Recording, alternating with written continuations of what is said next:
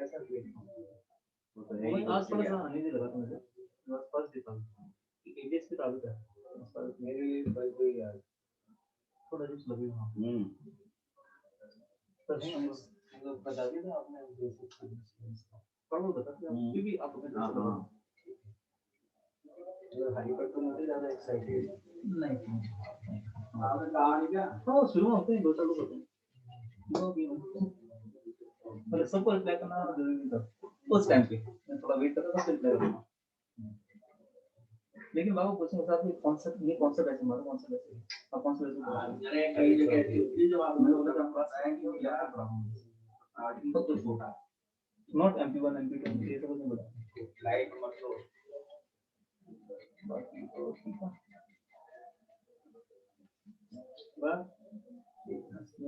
बस अभी तो ऑफिस ही है आपको ऑनलाइन चालू हो जाता है ना सुबह 7 बजे हाँ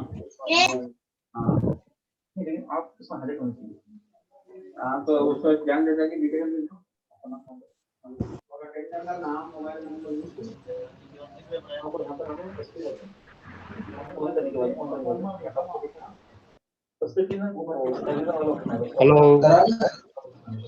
hello hello sir hello morning sir good morning sir good morning sir good morning morning sir good morning sir morning sir good morning good sir morning morning morning good morning morning sir morning sir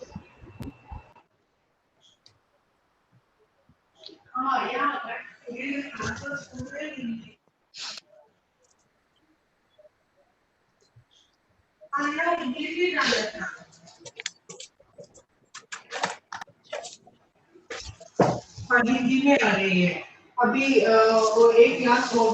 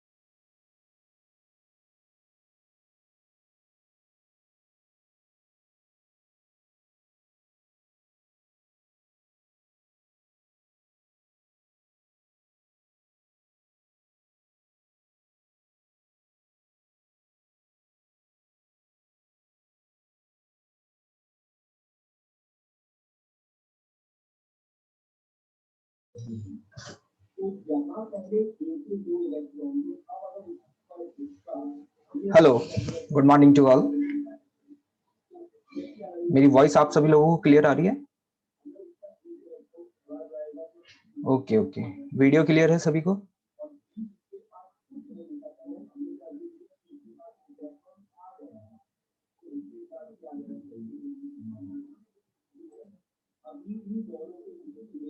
okay,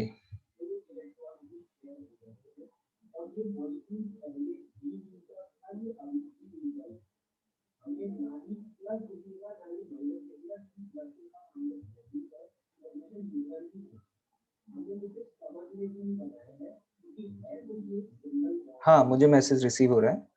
हाँ ठीक है, तो good morning to all. तो first of all तो सभी को यही लग रहा होगा कि कौन सा सब्जेक्ट पढ़ने वाले हैं, सर का नाम क्या है। तो कुछ बेसिक बातें जो कि मुझे लगता है कि अपना फर्स्ट लेक्चर स्टार्ट करने से पहले हम लोगों को कर लेनी चाहिए। ठीक है, पहले तो मैं बता देता हूँ, my name is Rahul Yadav. ठीक है, I am a physics faculty. Okay, and I am graduated from IIT Roorkee in mechanical branch.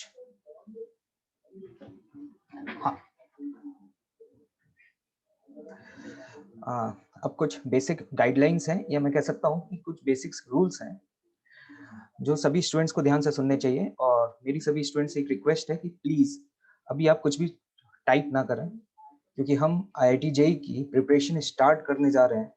तो जो हमारे बेसिक रूल्स हैं वो मैं चाहता हूँ कि सभी स्टूडेंट्स को बहुत क्लियरली पता होनी चाहिए। ठीक है, please tell name again, Rahul Yadav, RY। ठीक है, और ज्यादा कुछ जानने की जरूरत नहीं है, कुछ समय में आप लोगों को सभी कुछ पता चल जाएगा। ठीक,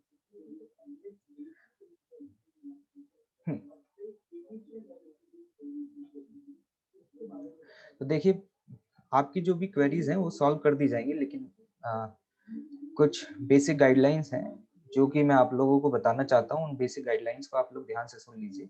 ठीक है, हाँ, जैसे फर्स्ट पॉइंट, ये जो प्लेटफॉर्म है ये लाइव क्लासेस का प्लेटफॉर्म है, और लाइव क्लासेस में पढ़ने की जो स्ट्रेटेजी है वो स्लाइटली थोड़ी सी डिफरेंट रहेगी जो हमारी ऑफलाइन क्लासेस में स्ट्रेटेजी रहती है। ठीक है, लाइव क्लासेस में क्या होगा कि जब भी आपको कोई भी कंटेंट डिलीवर किया जाएगा तो मेरी स्टूडेंट से रिक्वेस्ट रहेगी कि उस समय जब आपको कंटेंट डिलीवर किया जा रहा है तो आपका फोकस सिर्फ इस बात पे होना चाहिए कि सर अभी क्या बता रहे हैं। क्योंकि मैं जनरली ऑब्जर्व करता हूँ कि जब भी लाइव क्लासेस में लेता हूँ तो स्टूडेंट्स को जब मैं कंटेंट डिलीवर कर रहा होता हूँ या किसी पर्टिकुलर पॉइंट्स को एक्सप्लेन कर रहा होता हूँ, तो उस समय स्टूडेंट्स मेरी बातें ना सुन करके अपने जो कॉमन डाउट्स होते हैं उनको टाइप कर रहे होते हैं। ठीक है, इससे क्या होता है कि डिस्ट्रैक्शन बहुत ज्यादा होता है, स्टूडेंट्स के डाउट भी क्लियर नहीं हो पाते, और साथ ही साथ मैं जो चीज एक्सप्लेन करना चाह रहा हूँ वो चीज बहुत अच्छे से एक्सप्लेन नहीं हो पाती है। तो जरा ध्यान से सुनिएगा, जब मैं कोई भी कंटेंट डिलीवर कर रहा हूं या कोई भी कॉन्सेप्ट आप लोगों को एक्सप्लेन कर रहा होगा, उस समय आपको किन चीजों का ध्यान रखना है। एक मिनट, चैट आप लोग बंद नहीं कर रहे हैं।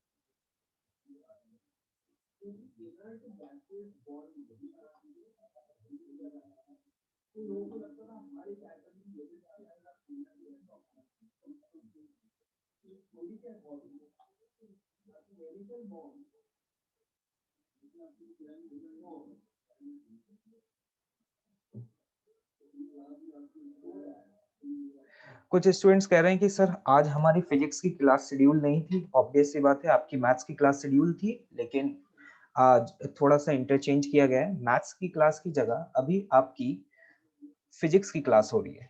ठीक है,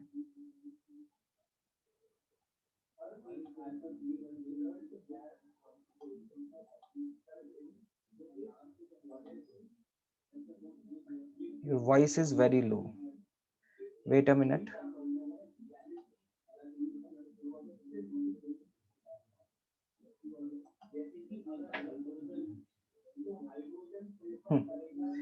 अब मेरी बातों को ध्यान से सुनिएगा।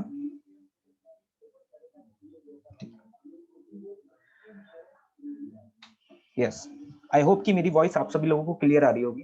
तो कुछ बेसिक पॉइंट्स हैं जो कि मैं आप सभी लोगों के साथ डिस्कस करना चाहूंगा कि जब भी मैं कोई भी कॉन्सेप्ट आपको एक्सप्लेन कर रहा हूँ या कोई भी चीज एक्सप्लेन कर रहा हूँ, तो उस समय आपको जो भी डिलीवर किया जा रहा है आपको उस पर फोकस करना है rather than to type the doubts, ठीक है? क्योंकि हो सकता है कि आपके दिमाग में जो भी थॉट आ रहा है या जो भी डाउट आ रहा है, मैं अपने आगे वाले फर्दर लेक्चर में उसको कवर करूं या आगे जो भी कॉन्सेप्ट एक्सप्लेन कर रहा हूं उसमें आपके सारे डाउट्स कवर हो।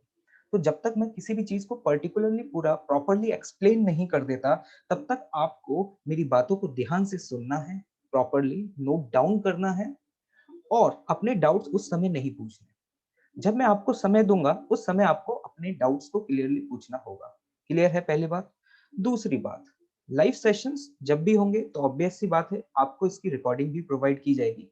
तो अब हमें इस चीज का बेनिफिट इस तरीके से नहीं उठाना कि हमारा जब मन करेगा हम उस समय लाइव क्लासेस अटेंड करें। ये बहुत गलत रहेगा, क्योंकि अगर हम जेई जैसे एग्जाम की प्रिपरेशन कर रहे हैं तो डेफिनेटली अगर जेई जैसे एग्जाम की प्रिपरेशन कर रहे हैं तो हमें एक प्रॉपर शेड्यूल और एक स्ट्रेटेजी को फॉलो करना पड़ेगा। और वो प्रॉपर शेड्यूल और स्ट्रेटेजी को अगर आप फॉलो नहीं करेंगे, आप रैंडमली अपनी तरीके से पढ़ाई करेंगे, तो आप डिस्ट्रैक्ट हो जाएंगे। एक डायलॉग जो कि हमेशा बोला जाता है कि अगर आप रैंडम एरोज ड्रॉ करते हैं, तो रैंडम एरोज आप अगर किसी भी डायरेक्शंस में ड्रॉ करेंगे तो आप अपने टारगेट तक नहीं पहुंच पाएंगे। और अगर आप उन सभी वेक्टर्स को या हम कह सकते हैं उन सभी एरोज को सेम डायरेक्शन में ओरिएंटेटेड करेंगे, तो आप डेफिनेटली अपने मंजिल जो है वहां तक पहुंच सकते हैं। तो इस बात का विशेष ध्यान रखना है कि आपने, मुझे नहीं पता कि इससे पहले आपने किस तरीके से प्रिपरेशन की है, 10th क्लास तक आप किस तरीके से पढ़े हैं, इट वाज योर स्कूल। लेकिन जब आप कॉम्पिटिटिव एग्जाम, और मैं स्पेशली कहूं जब आप जेई जैसे एग्जाम की प्रिपरेशन कर रहे हैं, तो आपको एक प्रॉपर शेड्यूल और एक प्रॉपर स्ट्रेटेजी को फॉलो करना पड़ेगा। तो आप अपने थॉट्स को लगाने की बजाय पहले आपको जो भी चीजें एक्सप्लेन की जा रही हैं उनको ध्यान से सुने, उस प्रॉपर शेड्यूल और स्ट्रेटेजी को फॉलो अप करें। क्लियर मेरी बात? तो याद रखिएगा कि जब भी आपकी लाइव क्लासेस होती हैं तो कोशिश करें कि जो प्रॉपर शेड्यूल है उसमें आप लाइव क्लासेस को देखें, ना कि लाइव क्लासेस की रिकॉर्डिंग्स को देखें। क्योंकि लाइव क्लासेस की रिकॉर्डिंग्स को देख करके आप उतना इफेक्टिवली, उतना बेटर वे में नहीं सीख पाएंगे। क्लियर?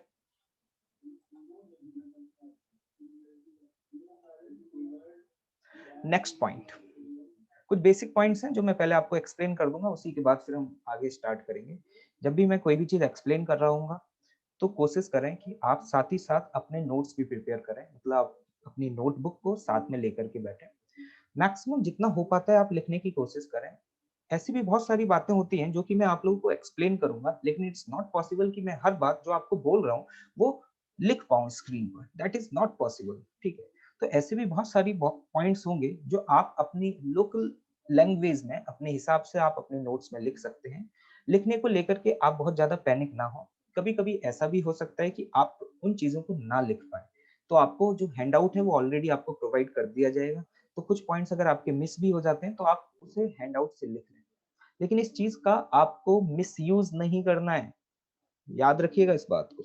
मिस यूज मतलब, क्योंकि मैंने देखा है कि मोस्ट ऑफ द स्टूडेंट्स क्या करते हैं कि जब मैं उनको कंटेंट डिलीवर कर रहा होता हूँ तो ड्यूरिंग द लेक्चर वो कुछ भी नहीं लिखते और 90 मिनट्स तक बैठ करके वो सिर्फ और सिर्फ लेक्चर को सुनते रहते हैं। फिर वो सोचते हैं कि हमें जो हैंडआउट मिल जाएगा उस हैंडआउट से हम बाद में लिख लेंगे, लेकिन this is not the right way. यहाँ कोई सत्संग नहीं चल रहा है कि बैठे आराम से हमने सर की बातें सुनी, चले गए, हम बाद में हैंडआउट से देख करके उतार देंगे। अगर आप इस तरीके से पढ़ेंगे तो आपका जो इफेक्टिवनेस है और आपका जो रिजल्ट है वो उतना बेटर नहीं आ पाएगा जितने आप एफर्ट्स कर रहे हैं, या फिर हम ये कह सकते हैं जितना आप डिजर्व करते हैं आप उतना अच्छा स्कोर नहीं कर पाएंगे। तो आपको याद रखना है कि during the lecture the most important thing क्या रहेगी कि आप अपने नोटबुक को लेकर के साथ में बैठे। मैक्सिमम कोशिश करें आप जितना उतार पा रहे हैं उतना उतारें, ठीक है? अगर आप मेरे पैरेलली साथ में चलते रहेंगे तो ट्रस्ट में आप 70 to 80% कंटेंट बहुत इजीली नोट डाउन कर पाएंगे। तो उसको लेकर के आप बिल्कुल भी पैनिक मत होना। और थोड़ा बहुत रिमेनिंग कुछ चीजें बच जाती हैं तो वो आफ्टर द लेक्चर उतार दें। जैसे कि 20 to 30% फ्रैक्शन हम नोट नहीं कर पाए तो आप बाद में उसे हैंड आउट से देख करके नोट डाउन कर सकते हैं, लेकिन इस बात को लेकर के आप बिल्कुल भी पैनिक ना हो। आई होप कि मेरी बातें आप लोगों को समझ में आ रही होंगी।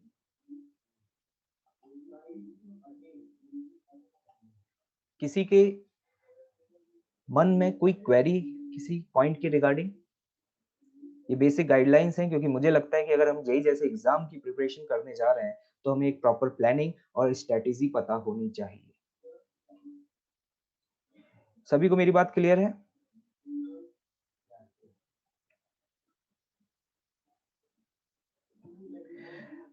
हमें क्या स्ट्रेटेजी फॉलो करनी है, कौन सी बुक सॉल्व करनी है, क्या करना है, क्या मटेरियल मिलेगा, ये सारी क्वेरीज आपकी धीरे धीरे रिजॉल्व कर दी जाएंगी। ठीक है, आपको इतना ज्यादा पैनिक होने की जरूरत नहीं है, क्योंकि अगर मैं जेई जैसे एग्जाम की प्रिपरेशन कर रहा हूँ और मैं अगर एक फ्यूचर में आईआईटीएन बनना चाहता हूँ तो पेशेंस होना बहुत ज्यादा जरूरी है। ठीक है, पेशेंसफुली जो भी आपको बातें बताई जा रही हैं उन बातों को आप फॉलो अप करें। ठीक है, ठीक है। हाँ,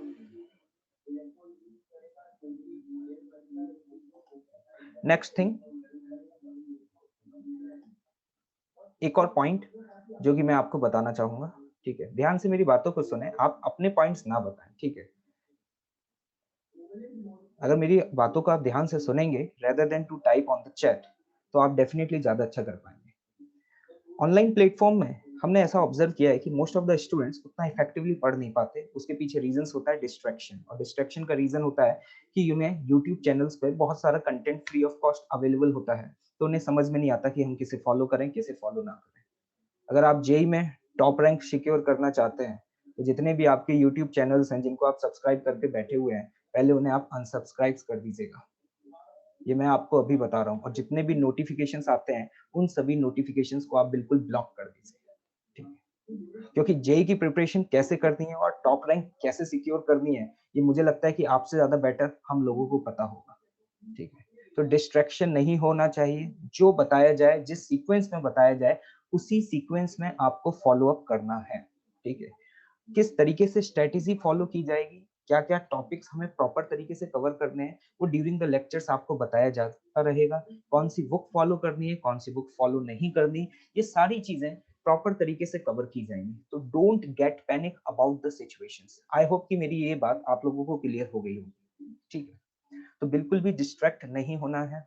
ठीक है, अभी ऑब्वियस सी बात है सिलेबस स्टार्ट होगा तो पहला हम चैप्टर स्टार्ट करेंगे यहाँ पे फिजिक्स का। तो इनिशियल 1 से 2 दिन थोड़ा सा स्पीड कम रहेगा, क्योंकि फ्रीक्वेंसी को मैच करेंगे, और फिर उसके बाद धीरे धीरे अपनी स्पीड को आपके परफॉर्मेंस के हिसाब से फिर हम इंक्रीज करेंगे। तो डोंट गेट पैनिक, बिल्कुल रिलैक्स रहें। जो भी स्ट्रेटेजीज हमें फॉलो करनी है, जो भी प्लानिंग हमें फॉलो करनी है, वो ड्यूरिंग द लेक्चर्स आपको बताया जाता रहेगा। लेकिन मैं फिर से एक और बात बता देता हूँ कि अपने आप बिल्कुल भी डिस्ट्रैक्ट मत कीजिएगा। आप अपने रूल्स बिल्कुल भी मत लगाइएगा। हम जानते हैं, हमें पता है कि जेई में टॉप रैंक लाने के लिए क्या स्ट्रेटेजी फॉलो होनी चाहिए, किस तरीके से पढ़ना चाहिए, किन टॉपिक्स पे ज्यादा एम्फेसाइज करना है, किस पे कम एम्फेसाइज करना है, किसका वेटेज ज्यादा है, किसका वेटेज कम है। सिर्फ आपके एफर्ट्स ही आपको सिलेक्शन नहीं दिला सकते। आपके एफर्ट्स के साथ साथ एक प्रॉपर प्लानिंग और एक प्रॉपर शेड्यूल, ये दोनों चीजें बहुत ही ज्यादा इंपॉर्टेंट हैं if you want to select in JEE exam with top rank. तो ये मैं फिर से बता रहा हूँ, इस बात का विशेष ध्यान रखना है। ठीक है, हमें स्मार्ट वर्क करना है, हार्ड वर्क नहीं करना। और स्मार्ट वर्क कैसे किया जाएगा वो आपको ड्यूरिंग द लेक्चर्स बताया जाता रहेगा। मैं उम्मीद कर रहा हूँ कि मेरी ये जितनी भी बातें हैं आप सभी लोगों को बिल्कुल क्लियर होंगी। क्लियर है सभी को?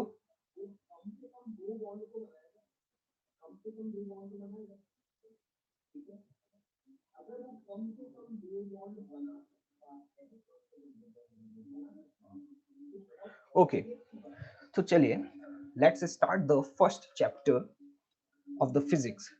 हाँ, कुछ स्टूडेंट्स कह रहे हैं कि सर हमारा मोड इंग्लिश मीडियम था, ये हिंदी मीडियम कैसे चल रहा है? ऑब्वियस सी बात है, मैं जब आपको एक्सप्लेन करूंगा तो सारी टर्मिनोलॉजी आपकी इंग्लिश में ही होंगी, लेकिन it's Hindi plus English mode. ठीक है, it's not a completely English mode. हाँ, सो लेट्स स्टार्ट।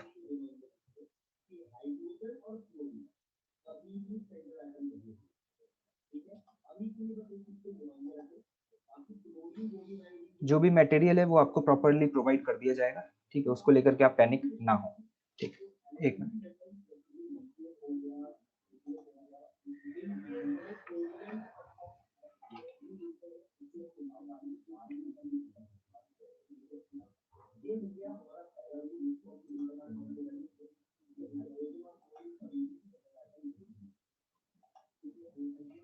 आप सभी लोगों को स्क्रीन क्लियरली विजुअलाइज हो रही है?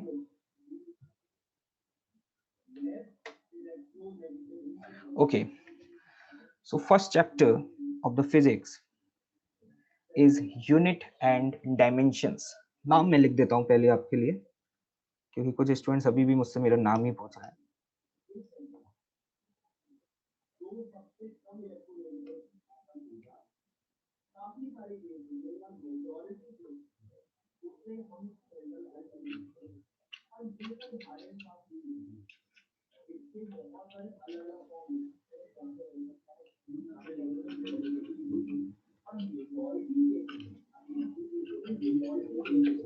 फिजिक्स फैकल्टी,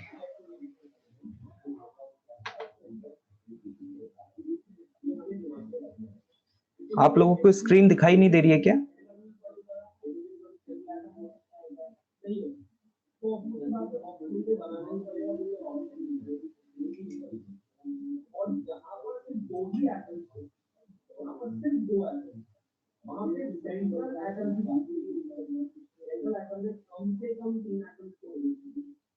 मैं ऐसे स्क्रीन पे कुछ भी लिख रहा हूं, आपको दिख रहा है क्या?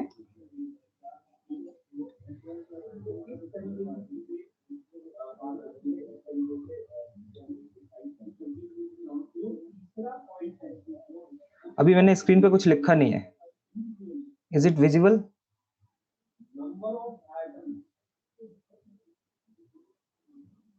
ठीक है, ओके, स्क्रीन इज विजिबल।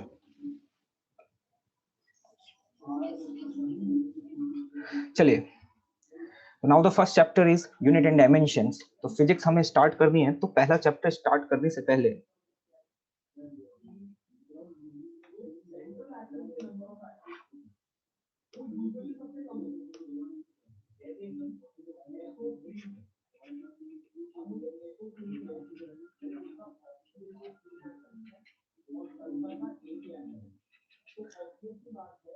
ये जो चैप्टर है ना फिजिक्स का, ये चैप्टर एक बेसिक टूल है। मतलब इस चैप्टर में हम जो भी चीजें पढ़ने वाले हैं वो हम आगे जाकर के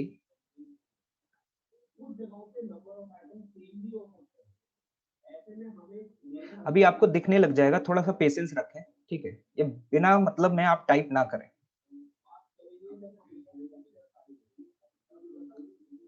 अभी मैंने स्क्रीन पे कुछ भी नहीं लिखा है, थोड़ी देर में आपको स्क्रीन शो होने लग जाएगी।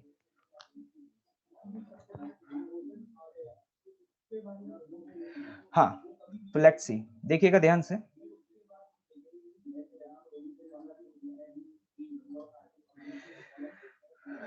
यूनिट एंड डायमेंशन फिजिक्स का फर्स्ट चैप्टर है, और इस चैप्टर में हम कुछ बेसिक टूल्स के बारे में पढ़ेंगे। और वो बेसिक टूल्स ऐसे हैं कि आपके हर एक चैप्टर में, आप फिजिक्स के आगे जितने भी चैप्टर्स पढ़ेंगे उन चैप्टर्स में उन टूल्स का बहुत ज्यादा यूज होता रहेगा। आप जितने भी चैप्टर्स पढ़ेंगे वहां पे आप डिफरेंट डिफरेंट फिजिकल क्वांटिटीज के बारे में पढ़ रहे होंगे, और जिन डिफरेंट फिजिकल क्वांटिटीज के बारे में आप पढ़ रहे होंगे डेफिनेटली उनकी अपनी कुछ एक यूनिट्स होंगी और डायमेंशंस होंगी। मतलब हम ये कह सकते हैं ये फिजिक्स का एक बेसिक कॉन्सेप्ट है जो कि हमें यहाँ पे कवर करना है।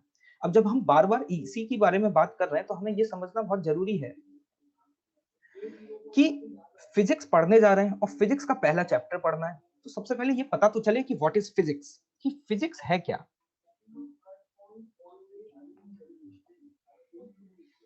फिजिक्स क्या है? Anyone else can tell me what is physics?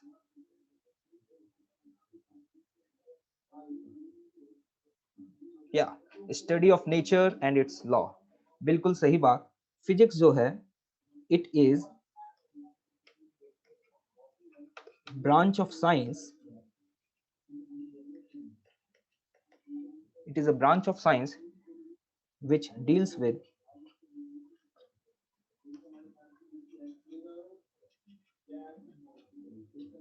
nature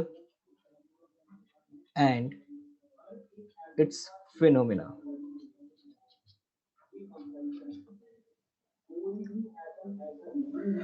देखें, ध्यान से सुने, ठीक है? साइंस की फिजिक्स एक वो ब्रांच है जिसमें हम नेचर में होने वाले डिफरेंट डिफरेंट फिनोमिना के बारे में उसका जो एक्सप्लेनेशन है वो पढ़ते हैं। मतलब हमारे नेचर में बहुत सारे फिनोमिना हो रहे हैं जो कि हम अपनी डे टू डे लाइफ में रेगुलरली ऑब्जर्व कर रहे हैं, लेकिन अगर हम उन गिवन फिनोमिना को एक्सप्लेन करना चाहते हैं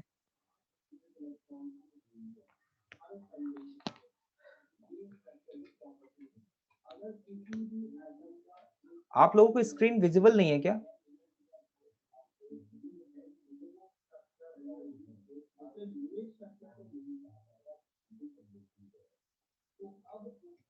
एक मिनट, हो सकता है कि कुछ टेक्निकल इशू, अभी फर्स्ट लेक्चर है तो हो सकता है थोड़े से टेक्निकल इश्यूज आ रहे हो आपकी तरफ से भी, इसके लिए आप पैनिक ना हो बिल्कुल भी। एक मिनट।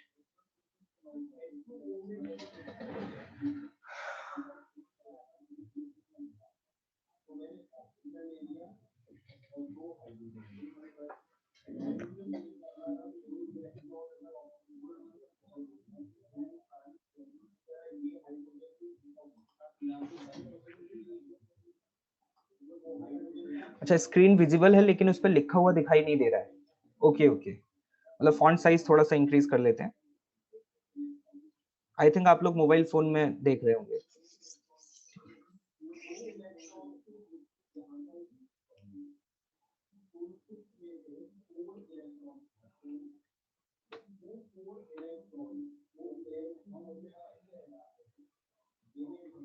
ओके,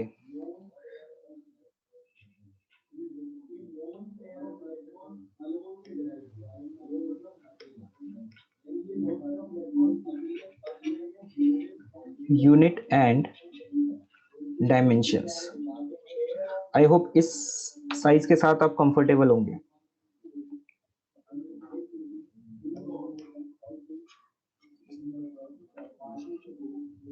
फिजिक्स अभी विजिबल है?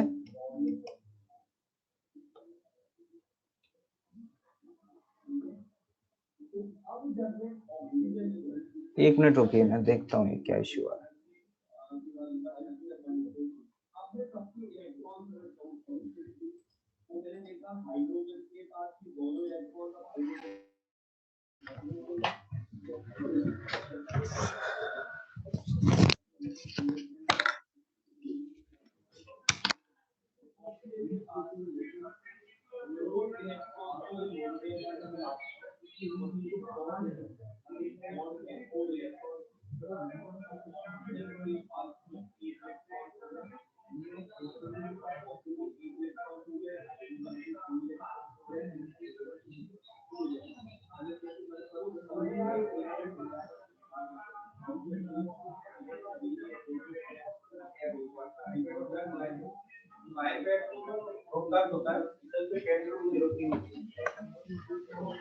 है ना, स्टूडेंट्स को स्क्रीन शो नहीं हो रही। एक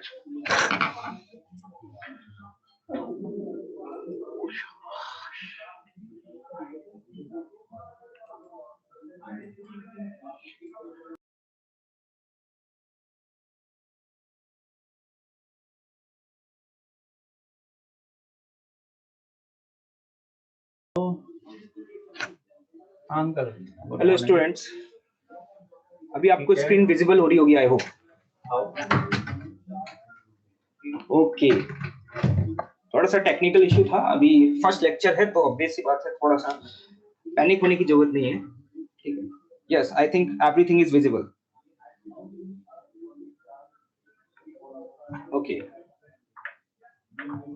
हाँ, तो हम बात कर रहे थे फिजिक्स की। तो सबसे पहली बात ये थी कि आप फर्स्ट चैप्टर हमें पढ़ना है तो हमें ये जानना तो जरूरी है कि व्हाट इज फिजिक्स। ये फिजिक्स है क्या? फिजिक्स एक साइंस की ऐसी ब्रांच है जिसमें हमारे नेचर में होने वाले डिफरेंट डिफरेंट फिनोमिना के बारे में हम स्टडी करते हैं। हम नेचर में ऐसे बहुत सारे फिनोमिना हैं जो ऑब्जर्व कर रहे होते हैं, और अगर उन फिनोमिना को हम एक्सप्लेन करना चाहते हैं, अगर आपसे कोई सवाल ये पूछ ले कि ये अगर ये फिनोमिना ऐसा हो रहा है तो इसके पीछे क्या रीजन है, तो उस फिनोमिना को एक्सप्लेन करने के लिए आपको साइंस की जिस ब्रांच की जरूरत पड़ती है ना, that branch is known as physics. तो सबसे पहले हम फिजिक्स की डेफिनेशन लिख लेते हैं।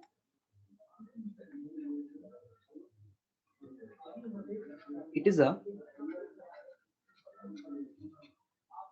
branch of science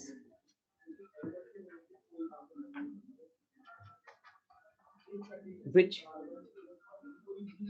deals with nature, its laws and phenomena.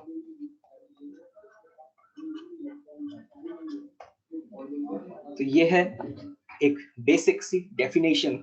अब ऐसे तो बहुत सारे फिनोमेना हैं जो कि हम ऑब्जर्व करते हैं अपनी डे टू डे लाइफ में, ठीक है। तो उन फिनोमेना को हम समझते हैं। आई होप अभी आप सभी लोगों की स्क्रीन विजिबल हो रही होगी।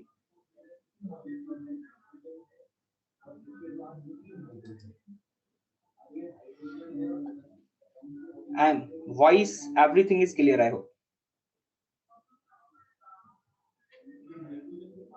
ओके, तो अब देखो, अब ऐसा तो नहीं है कि आपने एक आधी फिनोमेना देखा है। आप डे टू डे लाइफ में बहुत सारे ऐसे फिनोमेना ऑब्जर्व करते हैं, और अगर आपको उनको एक्सप्लेन करना है, जैसे कि मैं एक सिंपल से एग्जांपल लूं फिजिकल फिनोमेनाज में, तो एक एग्जांपल, फ्रीली फॉलिंग ऑब्जेक्ट।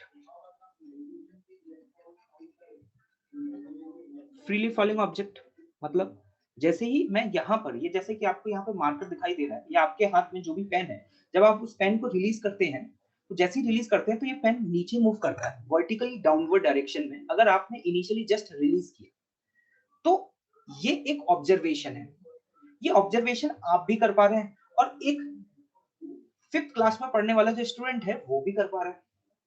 लेकिन सपोज 5th क्लास में पढ़ने वाले स्टूडेंट को ये फिजिक्स बिल्कुल भी नहीं आती है, ठीक, आपको आती है। अगर आपसे पूछा जाए कि ये ऐसा क्यों हो रहा है, तो आप फिजिक्स की हेल्प से इस फिनोमेना को क्या कर सकते हैं, एक्सप्लेन कर सकते हैं। आप बता सकते हैं कि जैसे ही मैंने इसको रिलीज किया, तो रिलीज करने के बाद क्या हुआ कि यहाँ पे जो अर्थ सरफेस है, वो अर्थ सरफेस एक ग्रेविटेशनल फोर्स लगाएगा जो कि वर्टिकली डाउनवर्ड डायरेक्शन में होगा, जिसकी वजह से ये जो ऑब्जेक्ट है ये डाउनवर्ड डायरेक्शन में है। तो इस ऑब्जर्वेशन को एक्सप्लेन करने के लिए आपको किसका यूज करना पड़ा, फिजिक्स का यूज करना पड़ा। तो इस ऑब्जर्वेशन को एक्सप्लेन करने के लिए जो भी नेचर में जो लॉज है, that is all about the physics. जैसे बहुत सारी ऑब्जर्वेशंस है, ऐसी नहीं है कि यही ऑब्जर्वेशन है। जैसे कि सेकंड ऑब्जर्वेशन मैं यहाँ पे ले सकता हूँ, द मेल्टिंग ऑफ आइस।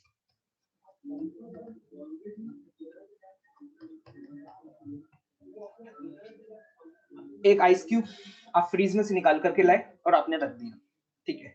आप अपने रूम में बैठे हुए हैं, मस्त एकदम शानदार, और आपका एक छोटा भाई जो 5th क्लास में पढ़ता है वो भी बैठा हुआ। आप दोनों ऑब्जर्व कर रहे हैं कि जो आइस है वो धीरे धीरे मेल्ट होता जा रहा है और वाटर में कन्वर्ट हो रहा है। दिस इज द ऑब्जर्वेशन, ये आपकी ऑब्जर्वेशन है।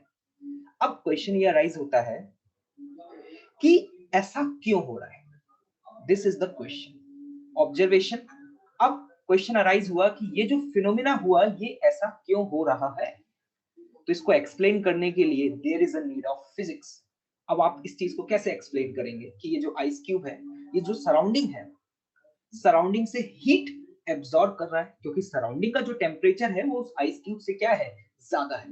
तो जो हीट फ्लो होगा वो हाई टेम्परेचर से लो टेम्परेचर की तरफ होगा, तो इसलिए सराउंडिंग से ये हीट को एब्सॉर्ब करेगा, और हीट को एब्सॉर्ब करने से फिर क्या होगा, ये मेल्ट होने लग जाएगा। तो ये जो भी मैंने चीजें यहाँ एक्सप्लेन करी, हीट के फ्लो का डायरेक्शन, और फ्लो का डायरेक्शन क्या होगा from the surrounding to the ice, ये आप तभी तो एक्सप्लेन कर पा रहे हैं जब आपको फिजिक्स का थोड़ा सा आइडिया है। मतलब इंटरेस्टिंग बात है कि मतलब नेचर में जो कुछ भी हम देख रहे हैं, सन, अर्थ, अर्थ का सन के अलोंग रोटेट करना,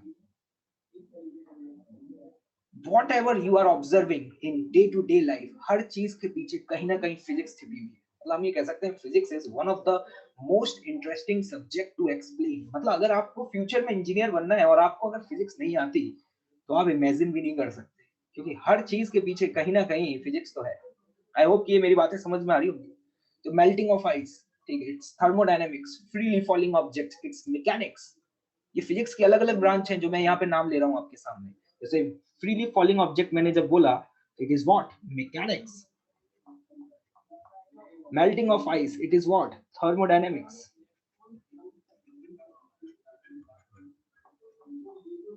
सिमिलरली आप अपने रूम में बैठे हुए हैं, आपने कुछ बोला अपने पेरेंट्स को और उन्होंने सुन लिया।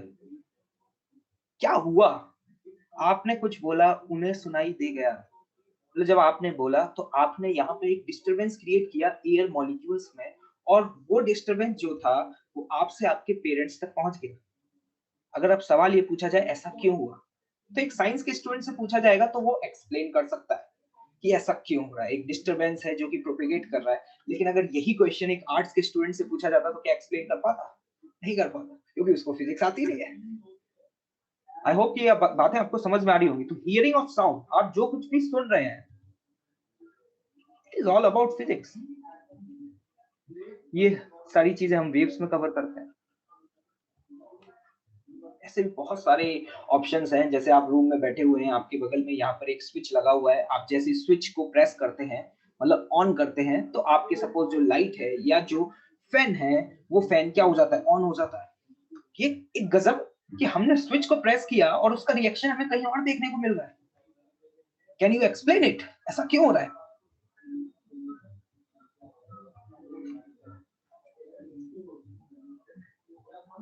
क्या एक साइंस का स्टूडेंट बता पाएगा? बिल्कुल बता पाएगा। क्या एक आर्ट्स का स्टूडेंट बता पाएगा इस फिनोमेना को? नहीं बता पाएगा। आपने जैसे ही एक स्विच को ऑन किया तो यहाँ पर एक पोटेंशियल डिफरेंस क्रिएट हुआ, जिसको आप वोल्टेज के नाम से जानते हैं। उसकी वजह से वायर के अंदर इलेक्ट्रॉन्स मूव करे, और इलेक्ट्रॉन्स का मूव करना का मतलब है करंट, जिसकी वजह से यहाँ पर ये जो फैन था ये आपका चलने लग गया। तो हम ये कह सकते हैं कि स्विचेस का ऑन ऑफ होने पर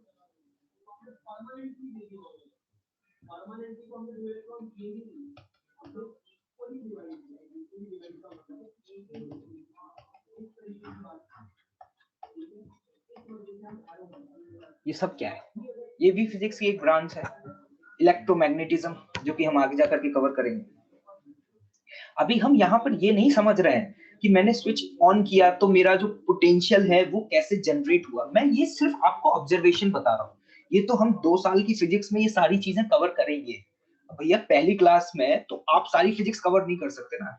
अभी तो मैं बिल्कुल ऐसे पढ़ रहा हूँ जैसे कि मुझे ये ऑब्जर्वेशंस हुई, और इन ऑब्जर्वेशंस को एक्सप्लेन करने के लिए मुझे फिजिक्स की यहाँ डिफरेंट ब्रांचेस की जरूरत पड़ेगी। ओके, हाँ, तो आई होप कि ये बातें क्लियर होंगी। ठीक, आगे बढ़ते हैं। तो ये तो बात समझ आ चुकी है कि बिना फिजिक्स के कुछ नहीं होने वाला।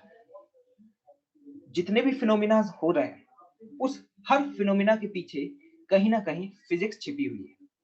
तो फिजिक्स को समझना बहुत जरूरी है, मतलब it is one of the quite interesting topic. Okay, अब देखना, फिजिक्स में यहां पर एक नया टर्म डिफाइन करने जा रहा हूं।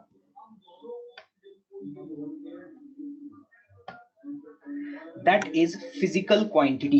Can anyone tell me what is physical quantity?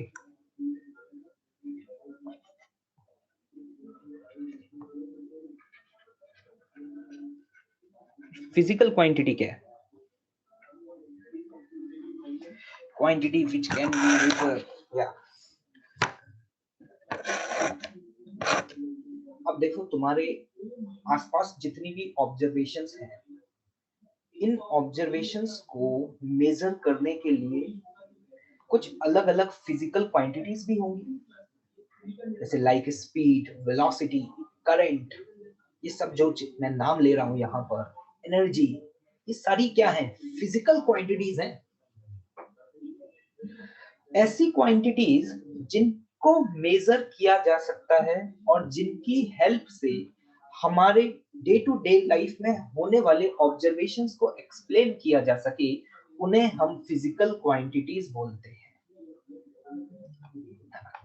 मतलब मेरी ये बात समझ लेना कि कैसी क्वांटिटी जिनको मेजर किया जा सके। क्या ऐसी भी कोई क्वांटिटी होती है जिसको मेजर नहीं कर सकते?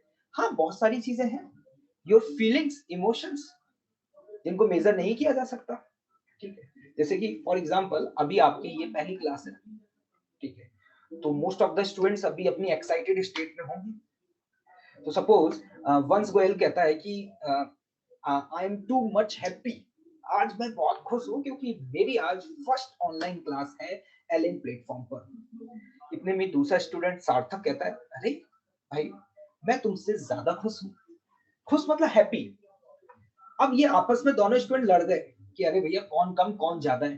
क्या can you measure the happiness? क्या आपके पास कोई एक ऐसा पैरामीटर है जिससे आप ये मेजर करके बता सकें कि भैया ये इतने टाइम्स खुश है, ये इतने टाइम्स खुश है? You can't explain it. तो दिस इज द फीलिंग्स, ठीक है, emotions.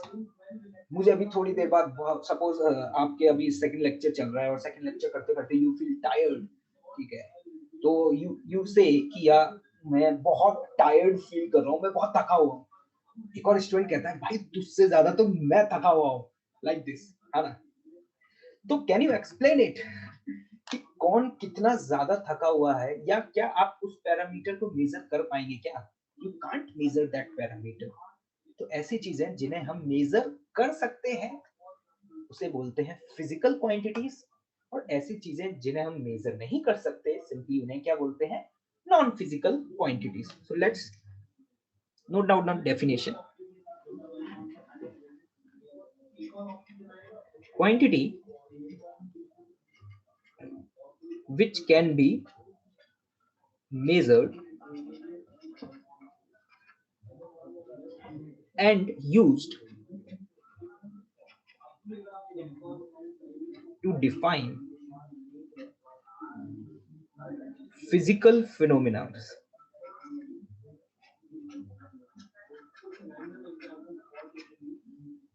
and laws of nature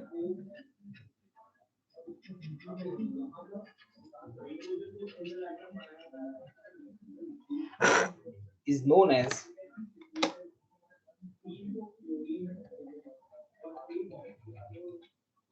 I hope आप लोग भी मेरे साथ पैरेलली लिख रहे होंगे।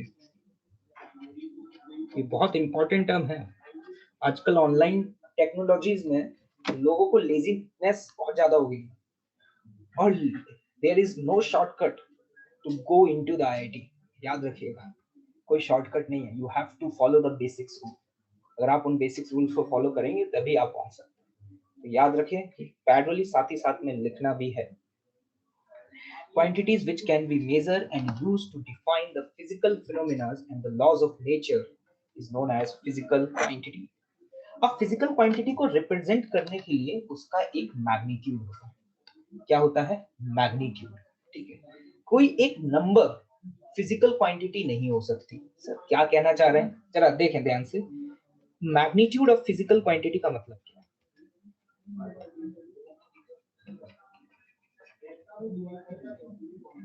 आप अभी सिर्फ मेरी बातें सुनते रहें, आपके जो भी डाउट है ना वो डाउट अपने आप क्या किया करें, एक नोटबुक रखा करें और पैरेलल में एक रफ नोटबुक रखा करें। आपको जो भी डाउट आता है उस डाउट को उस रफ नोटबुक में नोट डाउन करते जाएगा, आपकी सारी क्वेरी सॉल्व होंगी। लेकिन मैंने बोला ना, पहले जो मैं एक्सप्लेन कर रहा हूँ वो ध्यान से सुने।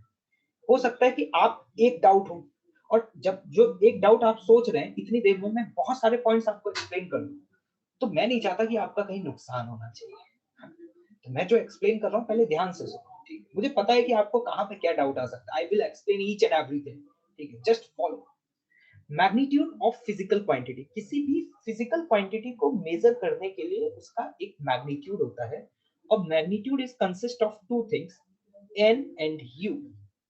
यहाँ पे जो मैंने n रिप्रेजेंट किया है ये होती है एक न्यूमेरिकल वैल्यू जो कि कोई भी नंबर हो सकता है, और जो u यहाँ पर मैं बोल रहा हूँ this is what unit.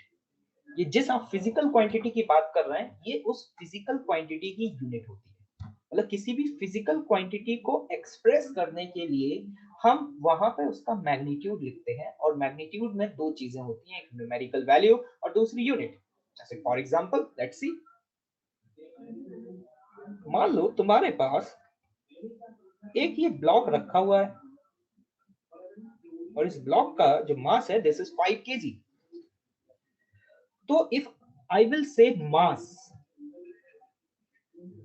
Is equal to 5 kg, तो व्हाट इज मास? ये मास क्या है? ये एक फिजिकल क्वांटिटी है जिसे मेजर किया जा सकता है। आप मास मेजर कर सकते हैं ना। तो यहाँ पे जो मास है वो तो आपकी क्या होगी, एक फिजिकल क्वांटिटी।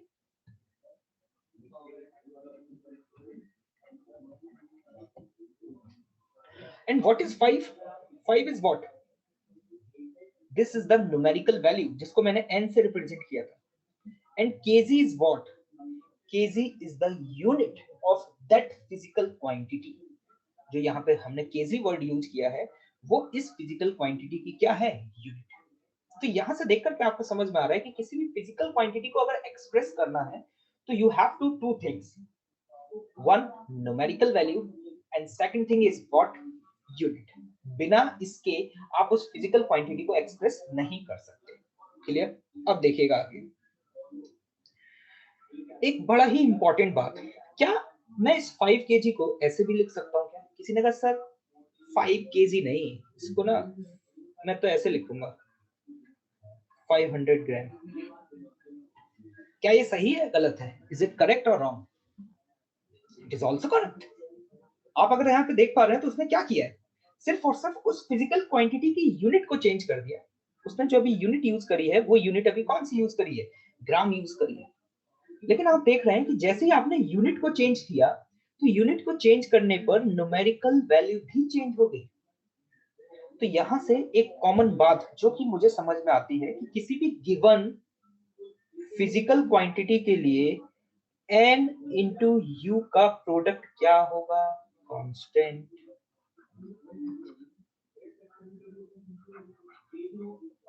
इसका मतलब क्या हुआ कि मैं लिख सकता हूं n1 u1 बराबर n2 u2। मतलब जैसे जैसे आप न्यूमेरिकल वैल्यूज को चेंज करेंगे, या उसी चीज को वाइस वर्सा बोलना चाहिए, if you will change the unit तो उसकी न्यूमेरिकल वैल्यू भी चेंज हो जाएगी, लेकिन n इंटू यू का जो प्रोडक्ट है वो कांस्टेंट रहेगा। तो आप यहाँ पे देख पा रहे हैं अगर n इंटू यू कांस्टेंट है तो अगर आप यूनिट बड़ी यूज करेंगे तो यूनिट इंक्रीज होगी तो न्यूमेरिकल वैल्यू डिक्रीज होगी।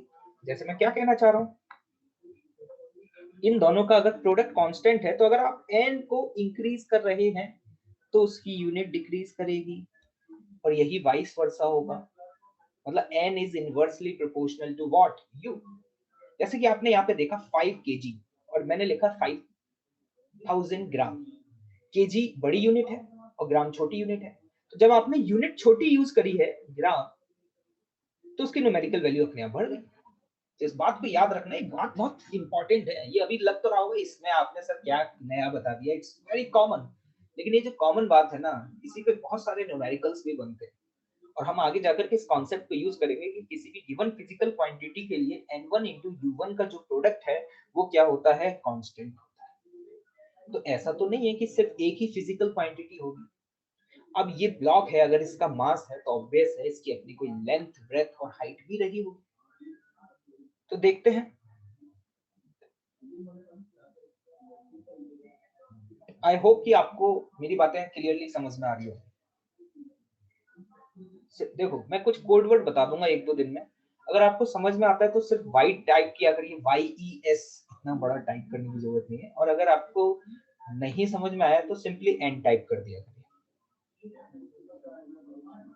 थोड़ा सा पेशेंस रखिएगा कि एक्चुअली ये आपके लिए बिल्कुल एक नया प्लेटफॉर्म है, तो थोड़ा सा फ्रीक्वेंसी मैच करने में it will take some time, ठीक है? Otherwise you will enjoy the physics, okay? Let's सी।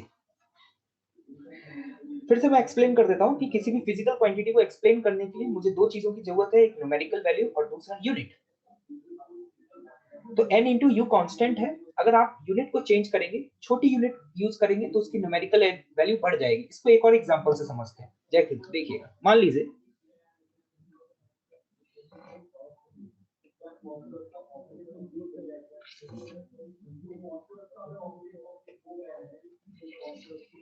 ये मैंने यहां पर एक रॉड बनाया, ठीक, और इस रॉड की मैंने बोला कि जो लेंथ है वो लेंथ है 2 metre, L equals to 2 metre लिखा। तो यहाँ पे जो L है, L is the length and length is what, physical quantity. 2 metre में 2 न्यूमेरिकल वैल्यू है और मीटर क्या है, उसकी यूनिट। कल कोई इसी वैल्यू को क्या लिख सकता है, 200 सेंटीमीटर। तो क्या आप ये बोलेंगे गलत लिखा है? It is also same way, उसने यूनिट चेंज कर दी। आपको पता है सेंटीमीटर छोटी यूनिट है तो उसकी न्यूमेरिकल वैल्यू अपने आप क्या होगी, 20 होगी। कोई इसी चीज को ऐसे भी लिख सकता है, थाउजेंड्स ऑफ mm। तो आप यहाँ पे अगर ध्यान से ऑब्जर्व कर रहे हो, आप जैसे जैसे यूनिट्स को चेंज करते जा रहे हैं, पहले आपने यूनिट मीटर यूज करी, फिर आपने यूनिट सेंटीमीटर यूज करी, फिर आपने यूनिट mm यूज करी, तो आप बड़ी यूनिट से छोटी यूनिट की तरफ मूव कर रहे हैं। तो इन दैट सिचुएशन आपकी न्यूमेरिकल वैल्यू जो है वो बढ़ती जा रही है। बहुत सिंपल सी बात है, यही एक्सप्लेन करने की कोशिश कर रहा हूँ, ठीक है? जैसे कि फॉर एग्जांपल अभी मैं टाइम को रिप्रेजेंट करना चाहूँ, ठीक है, टाइम। तो इस टाइम को आप ऐसे भी लिख सकते हैं 1 डे। इसी टाइम को क्या आप ऐसे भी लिख सकते हैं 24 आवर्स। तो डे भी एक यूनिट है और आवर भी एक यूनिट है। डे बड़ी यूनिट है और आवर छोटी यूनिट है। तो आप देख रहे हैं जैसे आपने यूनिट को चेंज किया तो उसकी न्यूमेरिकल वैल्यू भी क्या होगी, चेंज। आई होप कि मेरी बातें ये क्लियर हो गई। क्लियर?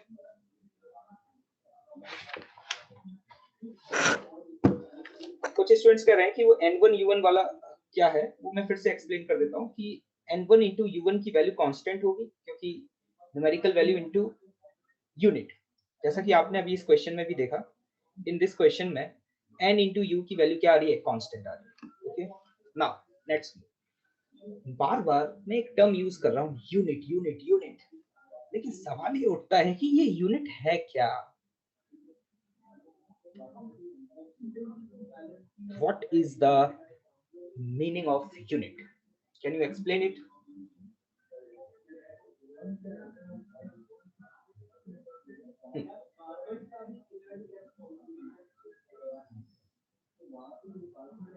यूनिट क्या होती है?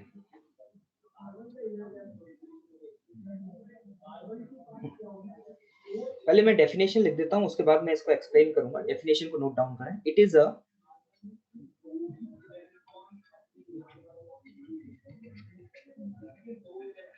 स्टैंडर्ड वैल्यू, या फिर बोल सकते हैं reference value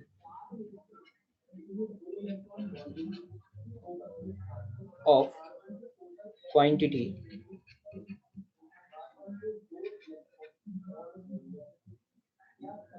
which can be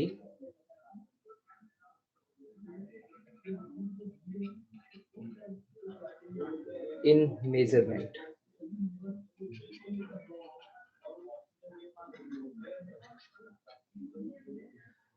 ये एक स्टैंडर्ड रेफरेंस वैल्यू है जो कि हम यूज करते हैं किसी भी चीज को मेजर करने के लिए। इसका मतलब क्या होता है उस बात को अब हम समझते हैं। जैसे कि फॉर एग्जांपल आपके पास एक रॉड है, ठीक, इस रॉड की लेंथ को मेजर करना है। अब देखना यूनिट कैसे डिफाइन की गई और यूनिट की जरूरत क्या पड़ी उसको समझना है। तो पेशेंस रखिएगा, ध्यान से सुनिएगा। मैंने मान लो ये जो आपको यहाँ पे ये जो पेन दिखाई दे रहा है, मैंने बोला कि ये जो पेन की लेंथ है ना, इट इज द 1 यूनिट। जैसे कि आप बचपन में भी किया करते थे ना कि आपको सपोज आपके पास टेबल है, आपके स्कूल में टेबल है और उसकी आपको अगर लेंथ नापनी होती थी तो हम इस तरीके से नापते थे, 1 हाथ 2 हाथ 3 हाथ, इस तरीके से, है ना। तो वैसे ही हमने क्या किया कि जो लेंथ ऑफ अ पेन है, देखिएगा मैंने क्या बोला, जो लेंथ ऑफ पेन है ये क्या है, यूनिट ऑफ लेंथ। ठीक, इसको मैंने यूनिट ऑफ लेंथ बोल दिया कि आज के बाद ये आपकी लेंथ की यूनिट है 1 पेन। और अब आपने इस ये जो आपके सामने लाइन बनी हुई है इसकी लेंथ को मेजर किया। तो इसकी लेंथ को मेजर किया तो सपोज इसकी लेंथ जब आपने मेजर करी तो वो 3 times of length of pen आती है।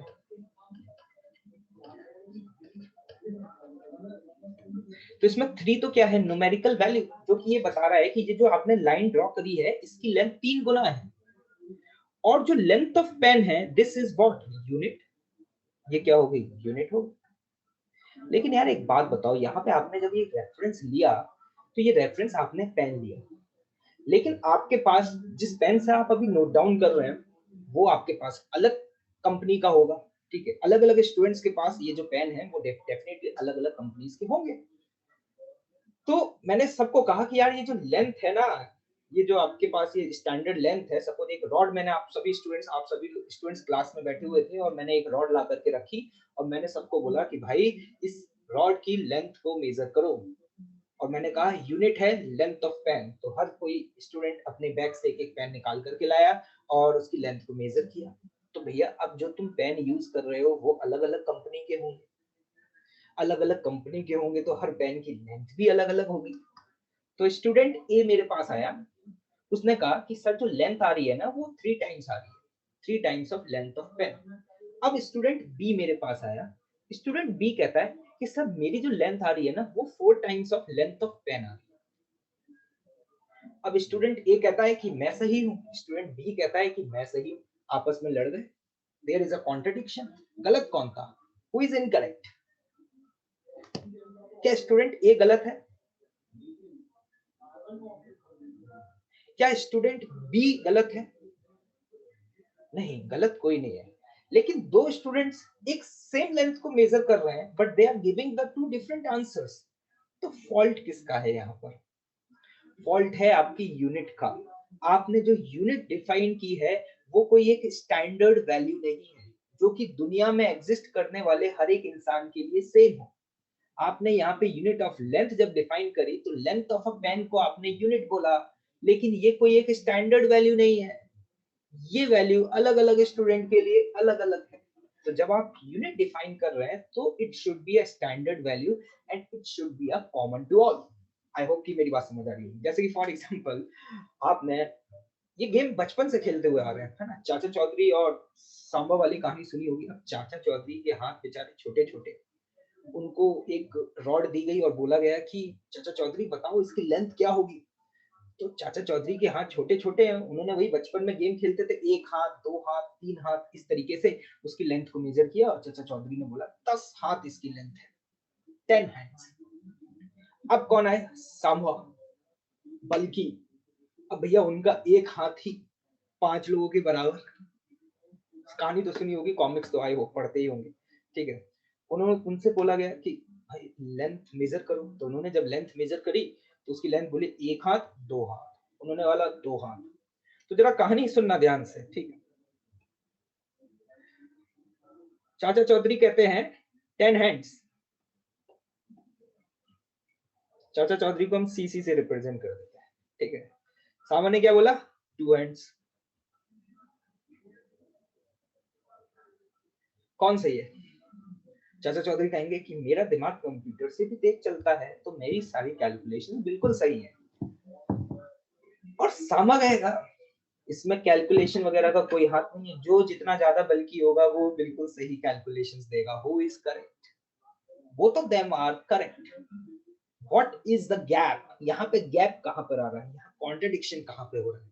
यहाँ कॉन्ट्रडिक्शन इसमें हो रहा है कि जो जो स्टैंडर्ड यूनिट यूज कर रहे हैं, जो कि यहाँ पे हैंड है, इन दोनों के हाथ का जो साइज है वो साइज सेम नहीं है। आई होप कि मेरी बात समझ आ रही होगी। मतलब यूनिट अगर आपको डिफाइन करनी है तो आपको कोई एक ऐसी स्टैंडर्ड वैल्यू लेनी होगी that should be the common to all, जिससे कि लोगों में कॉन्ट्रडिक्शंस ना आए, सभी लोग एक सेम बात बोले। मतलब आप कुछ ऐसी चीज डिफाइन करो कि उस रॉड की लेंथ जब मैं किसी से भी मेजर करवाऊं, चाहे चाचा चौधरी से मेजर करवाऊं, चाहे स्टूडेंट ए से मेजर करवाऊं, चाहे वंश गोयल से मेजर करवाऊं, हर एक स्टूडेंट कहे कि हाँ सर इसकी जो लेंथ है ना वो 5 मीटर आ रही है। तो एक बात तो समझ आ गई कि आपको कोई यहाँ पर एक स्टैंडर्ड वैल्यू डिफाइन करनी होगी जो कि हर इंसान के लिए क्या हो? सेम हो।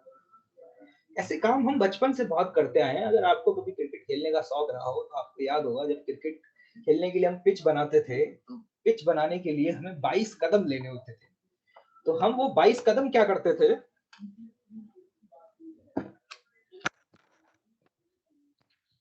एक मिनट, मेरे साउंड उतना क्लियर नहीं आ रहा है। आई होप अभी क्लियर आ रहा होगा।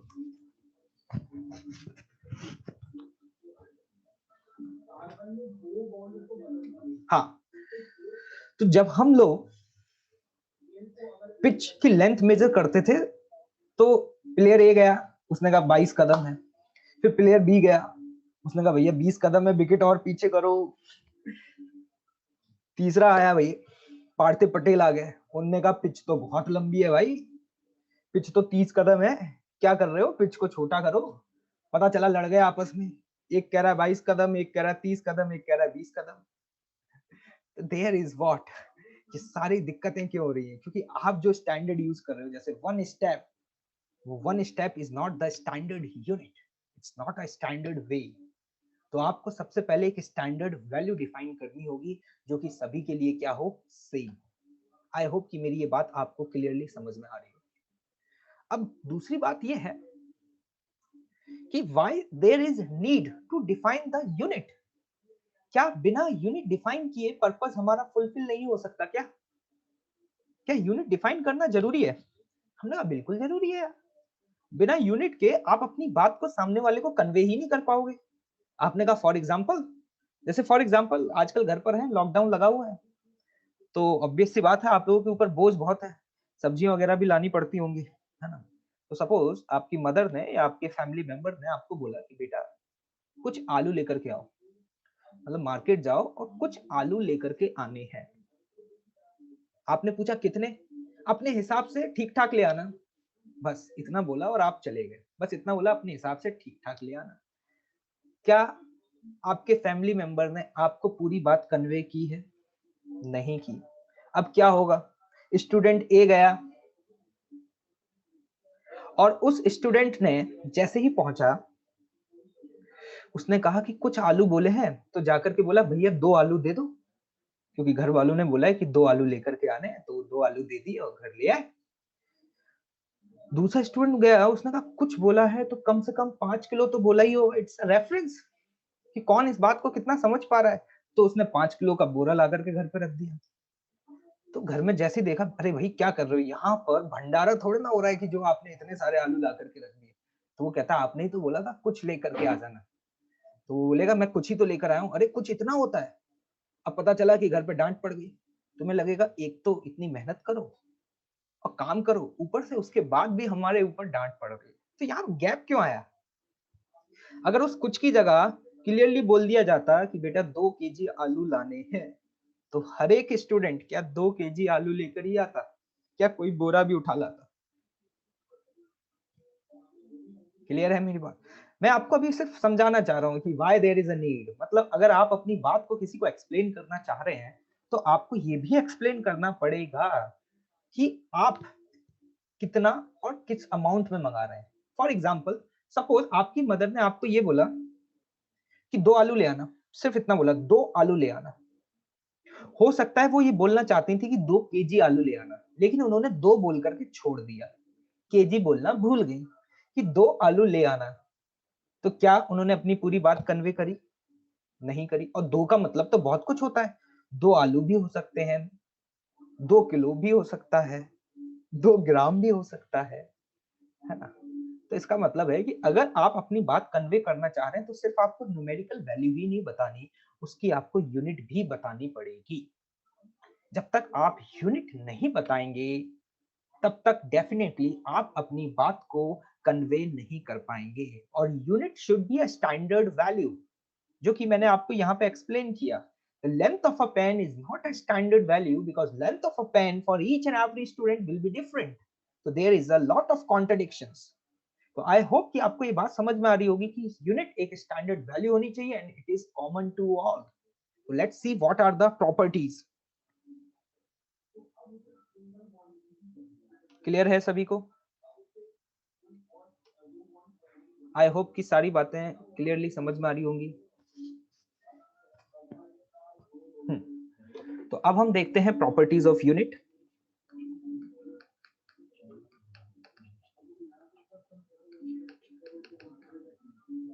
पहली प्रॉपर्टी, मैं पहले प्रॉपर्टीज को लिखूंगा, आप भी नोट डाउन कर लें, और फिर उसके बाद मैं हर एक प्रॉपर्टीज को डिटेल में एक्सप्लेन करूंगा। Okay, note down this.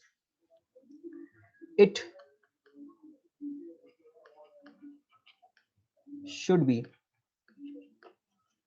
well defined. Second point, note करते जाएं, अभी एक्सप्लेन करूंगा सारी चीजें।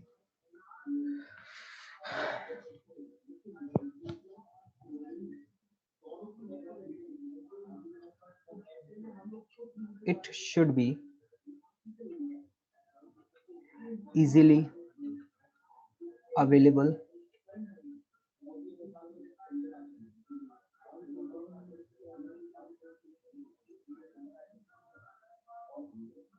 ये एक स्टूडेंट है, बहुत देर से मुझे ये बता रहा है कि ये first chapter is physical world.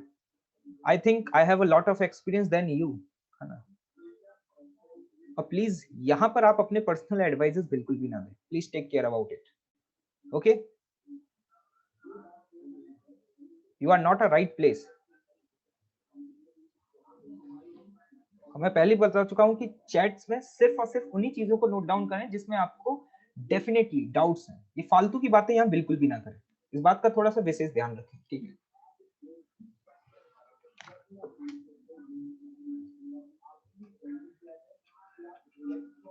It should be accepted at all, and the last point, it should not change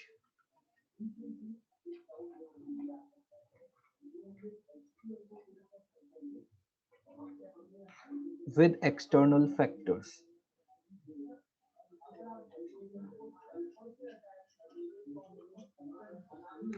like temperature and pressure। ये कुछ प्रॉपर्टीज हैं यूनिट्स की जिनके बारे में हम यहाँ पर एक्सप्लेन करेंगे। अभी समझते हैं।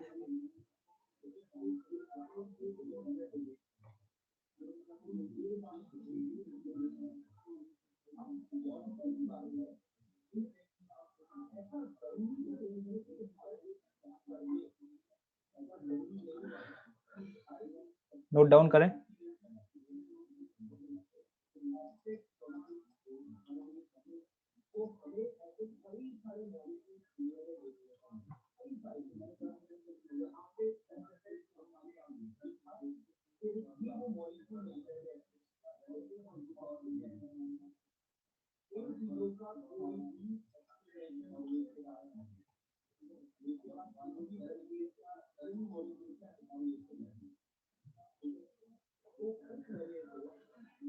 आप पैनिक ना हो नोट डाउन करने के लिए। जो भी चीजें अगर आप नोट डाउन नहीं कर पाए तो ये आप लोगों को पहले भी इन्फॉर्म कर दिया गया होगा कि जो भी ये हैंडआउट है, ये पूरा का पूरा हैंडआउट आपको शेयर कर दिया जाएगा, तो आप वहां से नोट डाउन कर सकते हैं। देखें ध्यान से,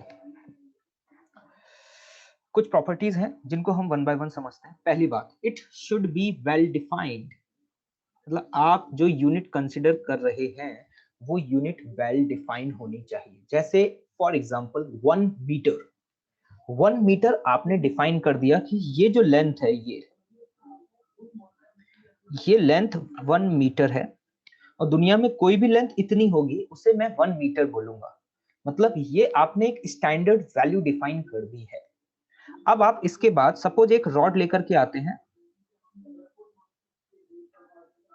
और इस रॉड की लेंथ को आप मेजर करते हैं और इस रॉड की लेंथ आपने मेजर करने पर आई कितनी, 2 मीटर। तो इसका मतलब सिंपल सी बात है, आपको समझ में आ गया कि आपने जो स्केल यूज किया है जिसकी लेंथ 1 मीटर थी वो यहाँ पर 2 टाइम्स हो रहा होगा। तो it will be common to all. अब उस स्केल का कोई भी यूज कर ले, मतलब एक पर्टिकुलर लेंथ को आपने 1 मीटर बोल दिया कि आज के बाद इस लेंथ को हम 1 मीटर बोलेंगे। इसके बाद ये आपकी एक स्टैंडर्ड वैल्यू होगी, this is the your standard value. और इसी स्टैंडर्ड वैल्यू को मैं रेफरेंस भी बोल सकता हूं। आज के बाद जो भी लेंथ मेजर की जाएगी वो इसी के रेफरेंस में मेजर की जाएगी।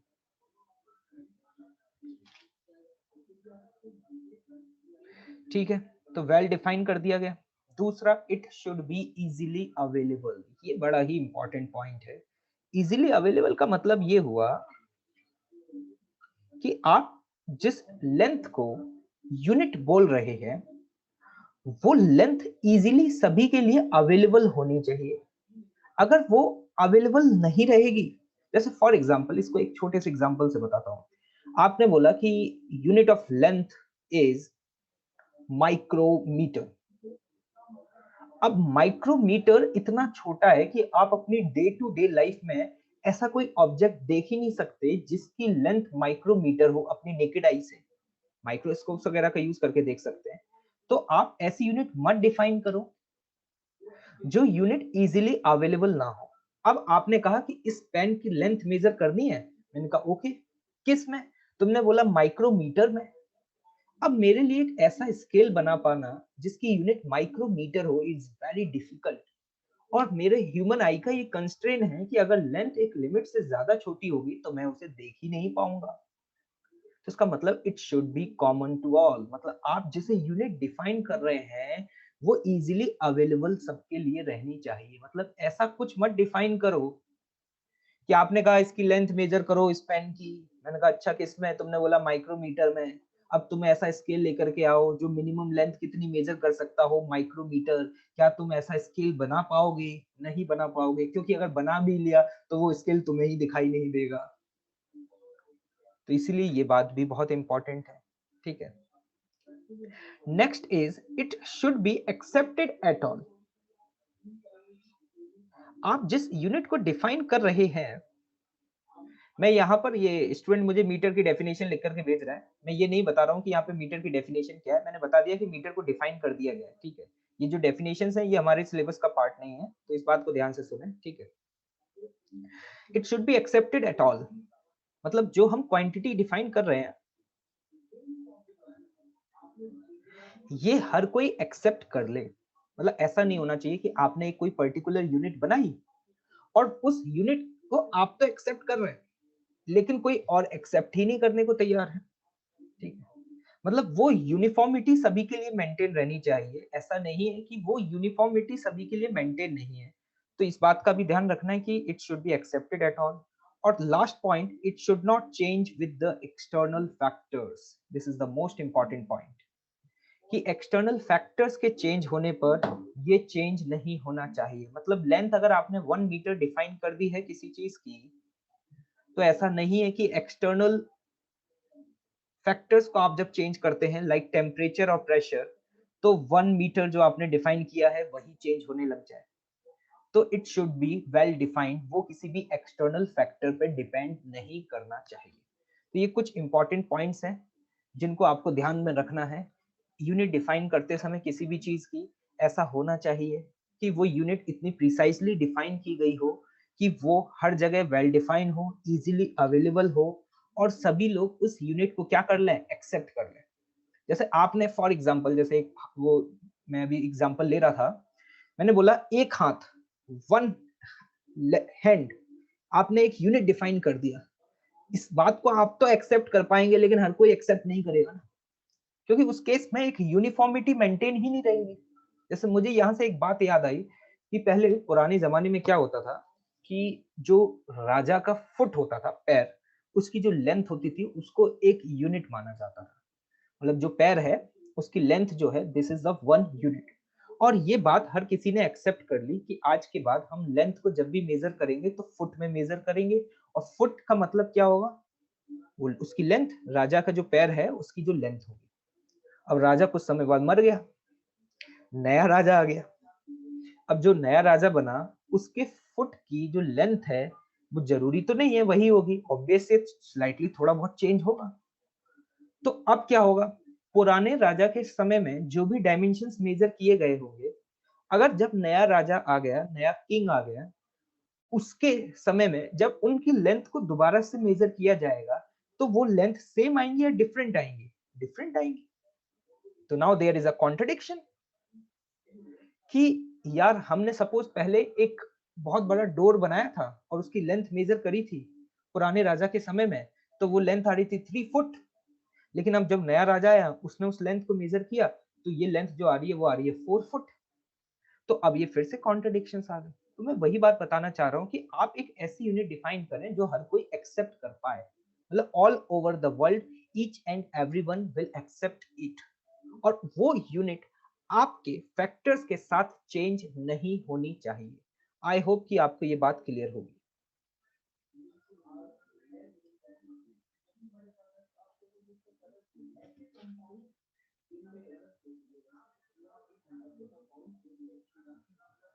Anyone have doubt?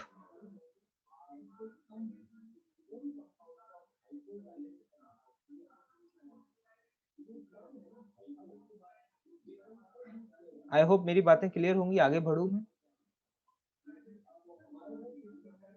आपको जो भी होमवर्क है वो होमवर्क मैं आपको क्लास में बता करके जाया करूंगा, और जो भी हैंड आउट है वो आपके एलएन बीपीएमएस के अकाउंट पे भी अपलोड हो जाएगा, ठीक है। किसी की कोई क्वेरी? Okay, move on.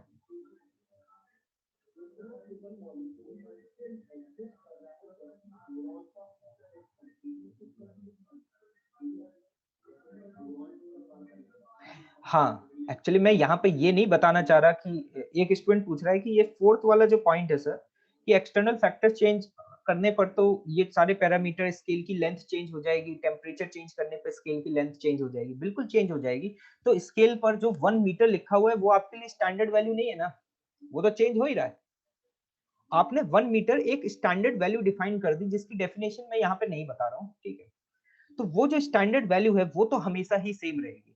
अगर आप टेम्परेचर चेंज करेंगे तो स्केल की लेंथ चेंज हो जाएगी। सपोज पहले स्केल की लेंथ 6 मीटर थी, तो अब वो स्केल की लेंथ 6 मीटर ना होकर के टेम्परेचर चेंज करने पे हो सकता है वो 6.2 मीटर या 6.3 मीटर हो जाए।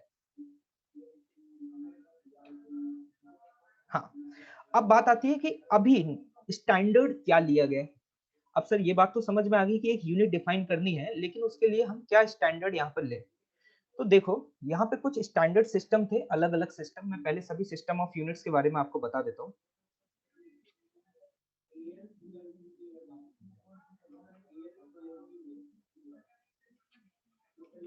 सिस्टम्स ऑफ यूनिट्स,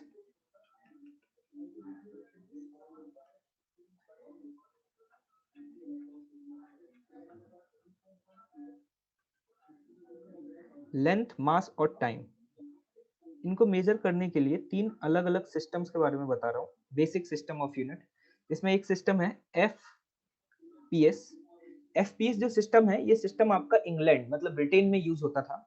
इसमें वो लेंथ को फुट में मेजर करते थे, मास को पाउंड में मेजर करते थे और टाइम को सेकंड्स में मेजर करते थे, ठीक है। इसी तरीके से एक और सिस्टम होता है सीजीएस। सीजीएस सिस्टम में वो लेंथ को सेंटीमीटर में मेजर करते हैं, मास को ग्राम में और टाइम को सेकंड्स में। Similarly there is one more system MKS, जो कि हम जनरली इंडिया में यूज करते हैं। लेंथ को मीटर में मेजर करते हैं, केजी, और टाइम को सेकंड। ये स्टैंडर्ड्स यूनिट है जो कि अलग अलग कंट्रीज ने अपनी कन्वीनियंस के हिसाब से बना ली। जैसा कि आप यहाँ पे देख पा रहे हैं, ये वाला एफपीएस जो सिस्टम है ये आपका ब्रिटेन में यूज होता था, ठीक है। ये आप अपने लोकल लैंग्वेजेस में या हम कह सकते हैं अपनी कंट्रीज में आप यूज कर सकते हैं। सीजीएस, सीजीएस का मतलब आप यहाँ पे देख भी पा रहे होंगे, सी मतलब सेंटीमीटर, जी मतलब ग्राम और एस मतलब सेकंड, एमकेएस मतलब मीटर, केजी, सेकंड, एफपीएस मतलब फुट, पाउंड और सेकंड। ये अलग अलग सिस्टम है जो कि अलग अलग डिफरेंट कंट्रीज इनको फॉलो अप करते थे। जैसे हम अपने यहाँ पे भी बहुत सारी ऐसी यूनिट्स हैं ना जो लोकल यूनिट्स हैं जिनको हम यूज करते हैं। जैसे आप गोल्ड की अगर बात करें, जैसे अगर आप गोल्ड वोल्ड लेने जाते हैं किसी शॉप पर, तो वहां जाकर के आप ये बोलते हैं कि भाई साहब 1 किलो सोना दे देना, 1 किलो सोना, ये वो कहेगा मेरे पास ही नहीं है इतना तो, है ना। इसी तरीके से आपने देखा होगा कि जब आप प्लॉट्स वगैरह खरीदते हैं तो वहां पे बीघा, गज ऐसी लोकल यूनिट्स यूज करते हैं। सब्जी वगैरह लेने जाते हैं तो दुकानदार को बोलते हैं भैया 1 पाव टमाटर दे देना। These are the very local units जो कि हम अपने लेवल्स पे यूज करते हैं, ठीक है। आप अपने लोकल लैंग्वेज में यूज कर रहे हैं, कोई दिक्कत की बात नहीं है, आप लोग यहाँ समझ पा रहे हैं। लेकिन फॉर एग्जांपल आपको ट्रेडिंग करनी है, ठीक है, आपको यहाँ से कोई सामान इंग्लैंड भेजना है, ठीक है। फॉर एग्जांपल आपको टमाटर ही सेंड करने हैं। अब आपने उसका वेट मेजर किया और सपोज वहां पे लिख दिया ये टमाटर है 10 पाव। अब पाव उसको तो समझ ही नहीं आएगा, मतलब अब यहाँ पे फिर से वही कॉन्ट्रडिक्शन, फिर से यहाँ पे क्या आएगा, एक कम्युनिकेशन गैप आ जाएगा। फिर आपको उसको ये एक्सप्लेन करना पड़ेगा कि कितने पाव कितने पाउंड के बराबर होता है, फिर वो उसको कन्वर्ट करेगा, एक यूनिट को दूसरी यूनिट में कन्वर्ट करेगा। तो आप यहाँ पे देख पा रहे हैं कि there is a lot of difficulties in the communication. अगर हम अलग अलग यूनिट्स को यूज करते हैं अलग अलग स्टैंडर्ड्स पर, हर कंट्री ने अपने स्टैंडर्ड्स बना लिए, उन्होंने अलग अलग फिजिकल क्वांटिटीज की कुछ अपनी स्टैंडर्ड यूनिट्स बना ली और वो उनको यूज किया करते थे, ठीक है। लेकिन इंपॉर्टेंट बात ये है कि अगर अलग अलग वैल्यूज यूज की जाएंगी तो जब ट्रेडिंग करनी होगी या एक कंट्री को दूसरी कंट्री के साथ कम्युनिकेशन करना होगा, इन दैट सिचुएशन यहाँ पर प्रॉपर तरीके से कम्युनिकेशन नहीं हो पाएगा। और वो प्रॉपर तरीके से कम्युनिकेशन क्यों नहीं हो पा रहा, क्योंकि हर सिस्टम अपनी एक स्टैंडर्ड यूनिट्स यूज करता है। जैसे कि फॉर एग्जांपल आप एयरक्राफ्ट कंपनी में थे इंडिया में, एयरक्राफ्ट कंपनी जो है वो एमके सिस्टम पे काम करती है, तो उसने एक प्लेन डिजाइन किया जिसका जो स्पीडोमीटर था, वो स्पीडोमीटर जो भी स्पीड मेजर करता था वो स्पीड मेजर करता था मीटर पर सेकंड में, सपोज, ठीक है, किसमें मेजर करता था, मीटर पर सेकंड में। तो स्पीडोमीटर पे आपने सारी स्पीड्स को मीटर पर सेकंड में डिनोट कर दिया। फिर क्या हुआ, जो इंग्लैंड वाला एयरक्राफ्ट सिस्टम है उनके यहाँ जो सिस्टम यूज होता था तो वो लेंथ को फुट में मेजर करते थे और टाइम को सपोज सेकंड्स में मेजर करते थे। तो उन्होंने जो अपना स्पीडोमीटर बनाया, वो स्पीडोमीटर पे जो मार्क करेंगे वो क्या मार्क करेंगे, फुट पर सेकंड। अब सपोज आप अपने एयरक्राफ्ट को इंडिया से इंग्लैंड लेकर के गए, अब ऑब्वियस है जब आपको अपना एयरक्राफ्ट वहां उतारना होगा तो वहां की जो भी टीम होगी उस टीम से आपको कम्युनिकेट करना पड़ेगा। तो जब आप उस टीम से कम्युनिकेट करेंगे तो वो आपको इंस्ट्रक्शंस देगा कि आपको ये स्पीड मेजर रखनी है, आपको ये स्पीड रखनी है। जैसे उन्होंने बोला कि you have to maintain the speed of 20, इतना बोला, तो उसने तो अपने सिस्टम के हिसाब से बोला। 20 बोलने का मतलब है बेसिकली वो कहना चाह रहा है कि you have to maintain the speed of 20 feet per second. लेकिन आपको क्या कन्वे हुआ, आप, उसने तो बोला सिर्फ 20, आपको लगेगा मीटर पर सेकंड बोल रहा होगा, तो यू विल फील कि मुझे अपनी स्पीड 20 मीटर पर सेकंड रखनी है, तो आप 20 रख देंगे। अगेन वो फिर से आपको कंट्रोल करने के लिए बोलेगा कि आपको अपनी स्पीड को इतना रखना है, फिर से बात आपको समझ में नहीं आएगी। या फिर आप वहां पे बैठ करके कैलकुलेटर लेकर के बैठे हैं, या फिर आप वहां पे बैठ करके ये कन्वर्ट करें कि यार जब फुट को मीटर में कन्वर्ट करते हैं तो कितना फुट मीटर के बराबर होता है, तो या तो आप प्लेन चला पाएंगे या फिर आप कैलकुलेशन ही कर पाएंगे, है ना। तो यू आर फीलिंग कि there are lot of difficulties if we will not use the standard units for all the physical quantities. जैसे यहाँ पे मैंने सिर्फ 3 फिजिकल क्वांटिटीज डिफाइन करी है, आगे जाकर के हम और भी फर्दर फिजिकल क्वांटिटीज के बारे में पढ़ेंगे। लेकिन फिर एक सिस्टम डिफाइन किया गया, स्टैंडर्ड सिस्टम, जो कि इंटरनेशनल लेवल पर हर एक जगह एक्सेप्ट किया गया, जिसको हम बोलते हैं एसआई सिस्टम ऑफ यूनिट।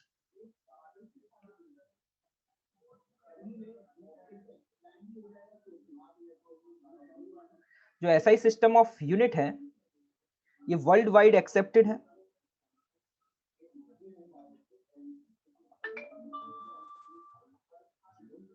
और फिर ये डिसाइड किया गया कि जब भी इंटरनेशनल लेवल पर कोई भी ट्रेडिंग होगी या किसी भी तरीके के कम्युनिकेशंस होंगे तो उस समय ये हर कंट्री के लिए एक बेसिक रूल होगा कि उसे एसआई सिस्टम ऑफ यूनिट्स को ही यूज करना पड़ेगा। मेरी बात क्लियर है?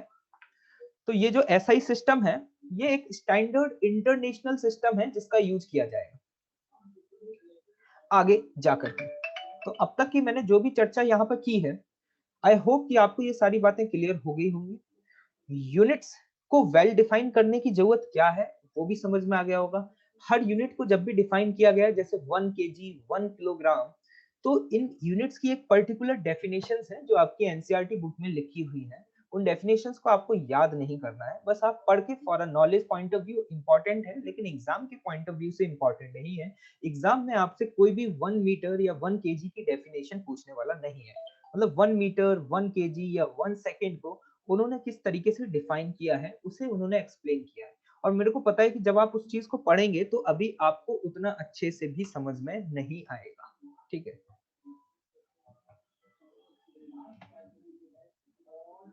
तो इसको नोट डाउन करें फिर हम आगे बढ़ते हैं।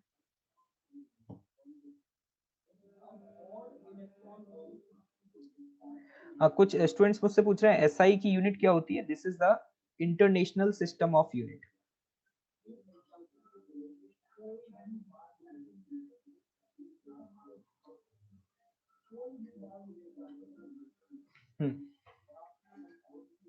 तो हमेशा याद रखना कि दुनिया में आप जितनी भी फिजिकल क्वांटिटीज मेजर करते हैं, इसके लिख देता हूं मैं statement, all physical quantities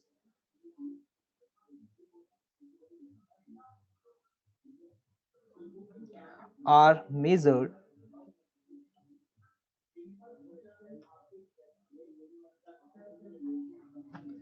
with respect to the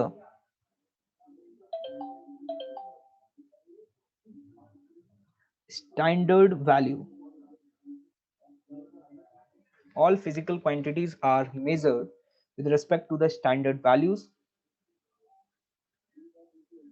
या हम यहाँ पे बोल सकते हैं standard magnitudes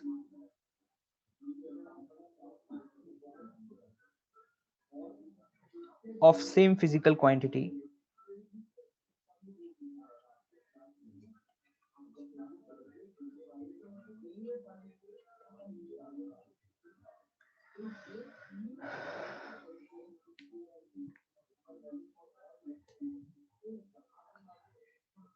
कुछ स्टूडेंट्स बार बार एक ही मैसेज को कॉपी पेस्ट किए जा रहे हैं।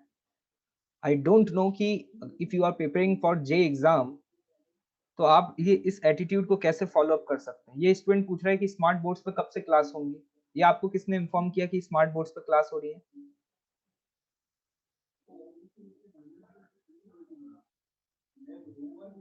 हाँ, आयुष मिश्रा, प्लीज बार बार आप टाइप ना करें, ठीक है। स्टूडेंट ने पूछा है एमकेएस सिस्टम और SI unit are same. Actually में एमकेएस सिस्टम में हमने सिर्फ और सिर्फ 3 फिजिकल क्वांटिटी को ही कंसीडर किया है, लेकिन जब हम एसआई सिस्टम ऑफ यूनिट्स की बात करेंगे तो इसमें हम आगे फर्दर और भी नई फिजिकल क्वांटिटीज को इंट्रोड्यूस करेंगे। अभी मैंने यहाँ पे जो 3 फिजिकल क्वांटिटीज को इंट्रोड्यूस किया है, लेंथ, मास और टाइम, सिर्फ ये 3 ही फिजिकल क्वांटिटीज नहीं है, इस दुनिया में बहुत सारी फिजिकल क्वांटिटीज हैं। तो अब हम आगे उसी के बारे में चर्चा करने जा रहे हैं। थोड़ा सा पेशेंस रखेंगे तो डेफिनेटली आपको ये डिफरेंस भी समझ में आ जाएगा। सभी को क्लियर है? यस लिख करके टाइप करें, मैं आगे बढ़ता हूं फिर।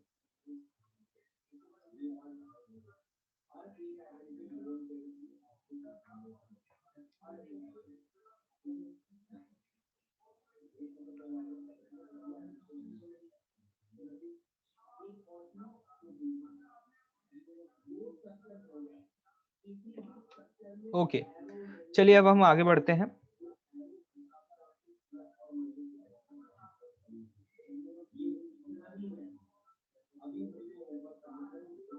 तो आई होप कि आपको समझ में आ गया होगा कि यूनिट्स की जरूरत क्यों है। बिना यूनिट्स के आप किसी भी फिजिकल क्वांटिटी को मेजर नहीं कर सकते, या हम कह सकते हैं अपनी बात को प्रॉपर तरीके से कन्वे नहीं कर सकते। ठीक है, चलिए आगे बढ़ते हैं। थोड़ा सा पेशेंस रखें। देखिए एकदम से आप लोग काफी ज्यादा पैनिक हो रहे हैं, इतना पैनिक होने की जरूरत नहीं है। कुछ लोगों के साथ हो सकता है थोड़ा बहुत इंटरनेट कनेक्टिविटी इशू है, 1-2 दिन में ये सारी चीजें आपकी रिजॉल्व हो जाएंगी, ठीक है। और आपका अगर कोई भी पॉइंट मिस हो जाता है तो ये जो लेक्चर अभी ड्यूरिंग द ये क्लास आपको पढ़ाया जा रहा है, ये भी आपके LN प्लस के अकाउंट पे अपलोड कर दिया जाएगा, जो कि आप वहां से देख करके भी समझ सकते हैं। अगर आपका कोई पॉइंट मिस हो गया देन आप वहां से इस पॉइंट को कवर कर सकते हैं, ठीक है। चलिए आगे बढ़ते हैं।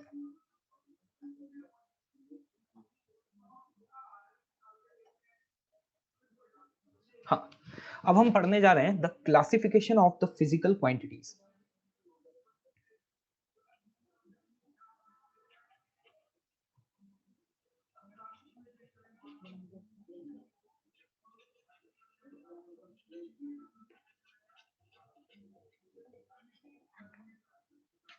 on the basis of their dependency।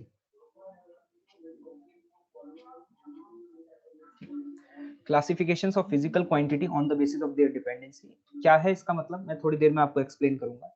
Dependency के बेसिस पर हम फिजिकल क्वांटिटीज को 2 कैटेगरीज में डिवाइड करते हैं। पहली कैटेगरी होती है फंडामेंटल क्वांटिटीज।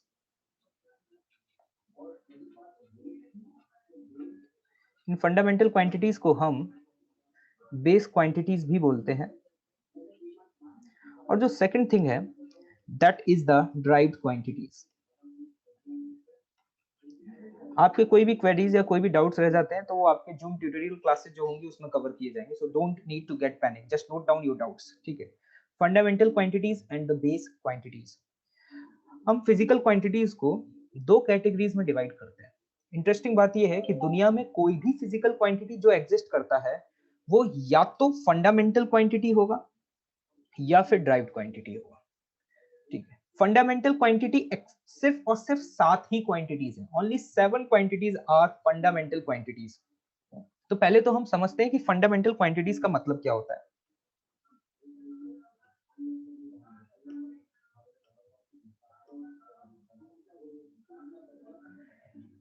फंडामेंटल क्वांटिटीज का मतलब है ऐसी क्वांटिटीज ये 7 फंडामेंटल क्वांटिटी जो एक दूसरे से बिल्कुल इंडिपेंडेंट होती हैं, मतलब एक क्वांटिटी दूसरी क्वांटिटी पर डिपेंड नहीं करती, ऐसी क्वांटिटीज को हम फंडामेंटल क्वांटिटीज बोलते हैं। जैसे कि for example I will say length, second quantity I say mass. Length और मास ये दो आपस में इंडिपेंडेंट क्वांटिटीज हैं। लेंथ को आप मास के टर्म्स में एक्सप्रेस नहीं कर सकते, या फिर हम कह सकते हैं मास को आप लेंथ के टर्म्स में एक्सप्रेस नहीं कर सकते। सिमिलरली उसी तरीके से एक और टर्म मैं यहाँ डिफाइन कर सकता हूँ, टेम्परेचर। इफ आई विल से टेम्परेचर, तो क्या आप टेम्परेचर को लेंथ के टर्म्स में एक्सप्रेस कर सकते हैं? आई विल आस्क यू कि इस रूम का टेम्परेचर सपोज 24 डिग्री सेल्सियस है, तो बताओ इन टर्म्स ऑफ लेंथ कितना होगा? तो आप कहेंगे यार क्वेश्चन ही नॉनसेंस है, आपको बेसिक फिजिक्स ही नहीं आती।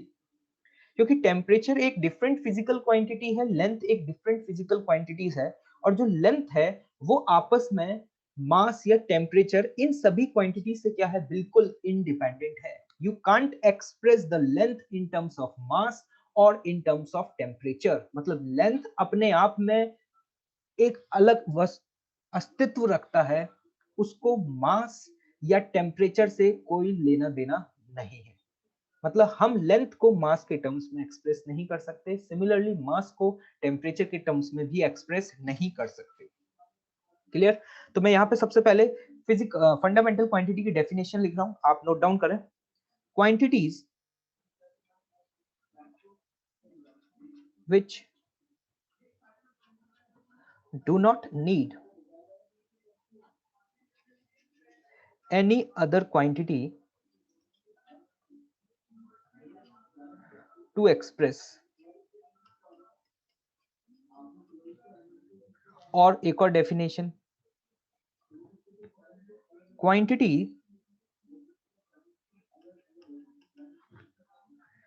which are independent of each other. Most important point, independent. Independent मतलब किसी पर डिपेंड नहीं कर रहा। Quantities which are independent of each other and can be used to derive other quantities, other physical quantities।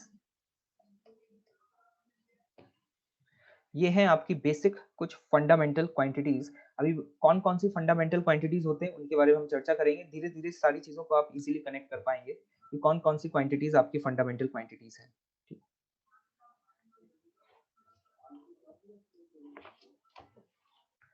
तो there are 7 fundamental quantities. मैं उन सभी 7 फंडामेंटल क्वांटिटीज का यहाँ पे नाम लिख देता हूँ।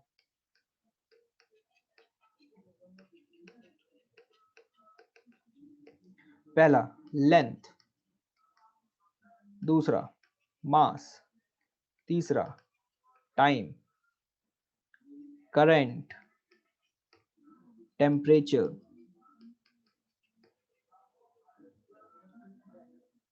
amount of substance,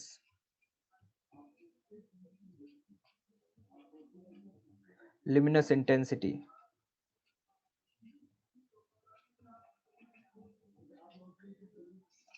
ये आपकी 7 फंडामेंटल क्वांटिटीज हैं। ये डिफाइन इस तरीके से की गई है, इसके पीछे कोई लॉजिक नहीं है कि सर इन्हीं को क्यों फंडामेंटल बोला गया, क्या मैं स्पीड को फंडामेंटल नहीं मान सकता हूँ? ये आपने पहले डिफाइन कर दिया। ये जो मीटिंग हुई एसआई सिस्टम ऑफ यूनिट्स की, उसमें डिसाइड किया गया कि ये अब हमारी 7 फंडामेंटल क्वांटिटी होंगी।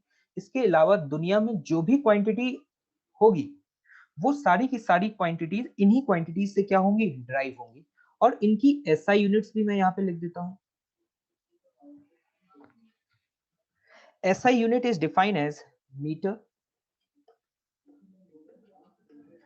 इसकी SI यूनिट क्या है, किलोग्राम, जिसको हम केजी से रिप्रेजेंट करेंगे। टाइम की SI यूनिट होगी सेकेंड्स। करंट की SI यूनिट होगी एम्पियर। टेम्परेचर की SI यूनिट है केल्विन। याद रखिएगा, टेम्परेचर की SI यूनिट डिग्री सेल्सियस नहीं है। मोस्ट ऑफ द स्टूडेंट्स यहीं पे गलती करते हैं। अमाउंट ऑफ सब्सटेंस की जो एसआई यूनिट है that will be the mole, और ल्यूमिनस इंटेंसिटी इसकी जो एसआई यूनिट है ये होगी कैंडेला, इसको CD से रिप्रेजेंट किया जाएगा। और इनके जो सिंबल्स हैं मतलब रिप्रेजेंट कैसे करेंगे, लेंथ को रिप्रेजेंट करेंगे L से, मास को कैपिटल M से, टाइम को कैपिटल T से, करंट को कभी कभी I से भी रिप्रेजेंट कर सकते हैं, या हो सकता है कभी कभी कुछ बुक्स में A से भी रिप्रेजेंट किया जाता है, केल्विन को K से रिप्रेजेंट किया जाएगा, या हो सकता है कहीं कहीं आपको थीटा से भी देखने को मिले। इसको मोल को MOL और इसे कैपिटल CD। ये कुछ सिंबल्स हैं, ये मैंने यहाँ पे नोट डाउन कर दिया है, ठीक है। अब मैं एक्सप्लेन करता हूँ, देखिएगा ध्यान से। हाँ, इसमें से लेंथ, मास और टाइम, इन 3 यूनिट्स को तो आप मैकेनिक्स में बहुत ज्यादा यूज करने वाले हैं। आगे जाकर के जब आप इलेक्ट्रिसिटी या इलेक्ट्रोमैग्नेटिज्म की बात करेंगे तो आप वहां पे करंट यूनिट यूज करेंगे, और फिर बाद में आप यूनिट यूज करेंगे क्या, टेम्परेचर, ठीक है। थर्मोडायनेमिक्स में अमाउंट ऑफ सब्सटेंस आप केमिस्ट्री में यूज करते रहते हैं। अमाउंट ऑफ सब्सटेंस जब हम किसी भी गैस वगैरह का मास मेजर कर रहे होते हैं तो उसे हम किसमें मेजर करते हैं, मोल्स में मेजर करते हैं। और एक और यूनिट है ल्यूमिनस इंटेंसिटी, इसका यूज यहाँ पर बिल्कुल भी नहीं आएगा, बस आप याद रखना कि ये भी एक फंडामेंटल क्वांटिटी होती है। आपको आगे काफी डिटेल में ये सारी चीजें एक्सप्लेन की जाएंगी, और इनकी जो SI यूनिट्स हैं ये आपको याद रखनी है। ये 7 फंडामेंटल क्वांटिटीज वो क्वांटिटीज हैं जो किसी दूसरी क्वांटिटी के टर्म्स में एक्सप्रेस नहीं कर सकते। मतलब मैं लेंथ को टाइम के टर्म्स में एक्सप्रेस नहीं कर सकता, या मास को करंट के टर्म्स में एक्सप्रेस नहीं कर सकता। अब इसके अलावा दुनिया में जितनी भी फिजिकल क्वांटिटीज होंगी उन सभी फिजिकल क्वांटिटीज को इन गिवन फंडामेंटल क्वांटिटीज की हेल्प से क्या किया जाएगा, ड्राइव किया जाएगा। मतलब ये सारी क्वांटिटीज अपने आप में बिल्कुल इंडिपेंडेंट है। आई होप कि मेरी बात ये समझ में आ गई होगी, ठीक है। कुछ स्टूडेंट्स कह रहे हैं कि सर करंट को आपने फंडामेंटल क्यों बोला, करंट तो डिफाइन होता है चार्ज अपॉन टाइम।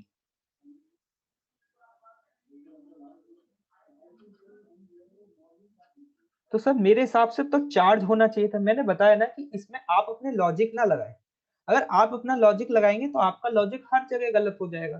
फिर तो उस हिसाब से यहाँ पे आप स्पीड ऐसे डिफाइन करते हैं, अगर स्पीड लिखते हैं तो स्पीड क्या लिखते हैं, डिस्टेंस, इसको मैं लेंथ बोल सकता हूँ, डिवाइडेड बाय टाइम। तो कल आप लेंथ को भी तो ऐसे डिफाइन कर सकते हैं, स्पीड इनटू टाइम करके। तो ऐसे तो आपको देखने में ऐसा लगेगा कि जो लेंथ है वो भी स्पीड और टाइम दोनों पे डिपेंड कर रही है। तो इसीलिए इस बात को ध्यान रखिएगा कि ये लॉजिक नहीं देना है कि ये कैसे, ये डिफाइन कर दिया गया है। जो चीजें कॉमन है जिनको इजीली देखा जा सकता है, अगर किसी वायर में करंट फ्लो कर रहा है तो current is easily observable quantity. आप चार्ज को इजीली ऑब्जर्व नहीं कर सकते। तो ये स्टैंडर्ड्स डिफाइन किए गए हैं, इनके पीछे आपको अपने लॉजिक्स नहीं लगाने। कोई कहता है कि speed is defined as length upon time, और आई विल से कि length is defined as speed into time. Who is correct? तुम कहते हो कि sir current is defined as charge upon time, तो करंट फंडामेंटल नहीं होना चाहिए था, चार्ज फंडामेंटल होना चाहिए था। कल मैंने अगर बोल दिया नहीं नहीं charge is defined as current into time, तो गलत कौन है? कोई गलत नहीं है, ठीक है। This is a way to express the things. तो आपको यहाँ पे ये लॉजिक नहीं लगाना है। आपके लॉजिक के हिसाब से फंडामेंटल क्वांटिटीज नहीं बनी है, ठीक है। पहले तो आप ये समझ लें, ये फंडामेंटल क्वांटिटीज बेसिक क्वांटिटीज है, इनकी हेल्प से हम अदर फिजिकल क्वांटिटीज को क्या कर सकते हैं, एक्सप्रेस कर सकते हैं। नहीं, जो जिस तरीके से रिप्रेजेंट किया गया है उसे वैसे ही लिखना है, ऐसा नहीं है आप अपने हिसाब से कैसे भी एक्सप्रेस कर सकें। तो ये मैंने यहाँ पर फंडामेंटल क्वांटिटीज के बारे में बता दिया है। इसके अलावा तुम जितनी भी क्वांटिटीज पढ़ते हो, जैसे for example area, force, acceleration, velocity, ये सारी की सारी क्वांटिटीज कैसी क्वांटिटीज होंगी, फंडामेंटल क्वांटिटीज या derived quantities? This will be the derived quantities. तो मैं यहाँ पे ड्राइव्ड क्वांटिटीज की भी डेफिनेशन लिख देता हूँ। इंटरेस्टिंग बात, आप फिजिक्स में जितनी भी क्वांटिटीज के बारे में पढ़ेंगे, बड़े बड़े नाम जितनी भी आप आगे जाकर के पढ़ेंगे, electric field, magnetic field, resistance, voltage, वो सारी की सारी क्वांटिटीज को आप फंडामेंटल क्वांटिटीज के टर्म्स में क्या कर सकते हैं, एक्सप्रेस कर सकते हैं, ठीक है। तो यहाँ पर ड्राइव्ड क्वांटिटीज की डेफिनेशन नोट डाउन करें। quantity which can be expressed in terms of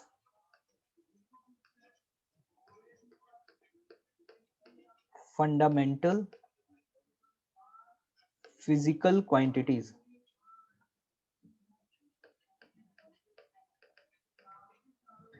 are known as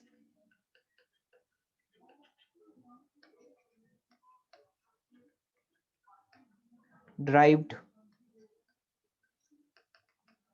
physical quantities.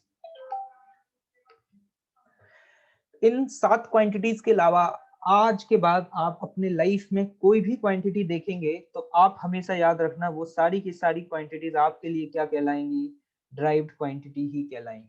ठीक है, जैसे कि for example area, speed, acceleration, force, जितनी भी आप क्वांटिटीज मैं यहाँ लिख रहा हूँ इन सभी क्वांटिटीज को in terms of fundamental quantities आप क्या कर सकते हैं, एक्सप्रेस कर सकते हैं। मतलब हम यहाँ पर ये कह सकते हैं कि जब हम फंडामेंटल क्वांटिटीज को आपस में मल्टीप्लाई, डिवाइड, एडिशन, सब्ट्रैक्शन करेंगे तो हमें हो सकता है कि ये गिवन क्वांटिटीज मिल जाए। जैसे कि for example if I will से द एरिया ऑफ ट्रायंगल, या फिर सॉरी एरिया ऑफ रेक्टेंगल ले लेते हैं। और किसी रेक्टेंगल का एरिया लिखना है तो उस रेक्टेंगल का एरिया आप कैसे लिखेंगे, this is length and this is width, तो आप बोलेंगे L इंटू बी।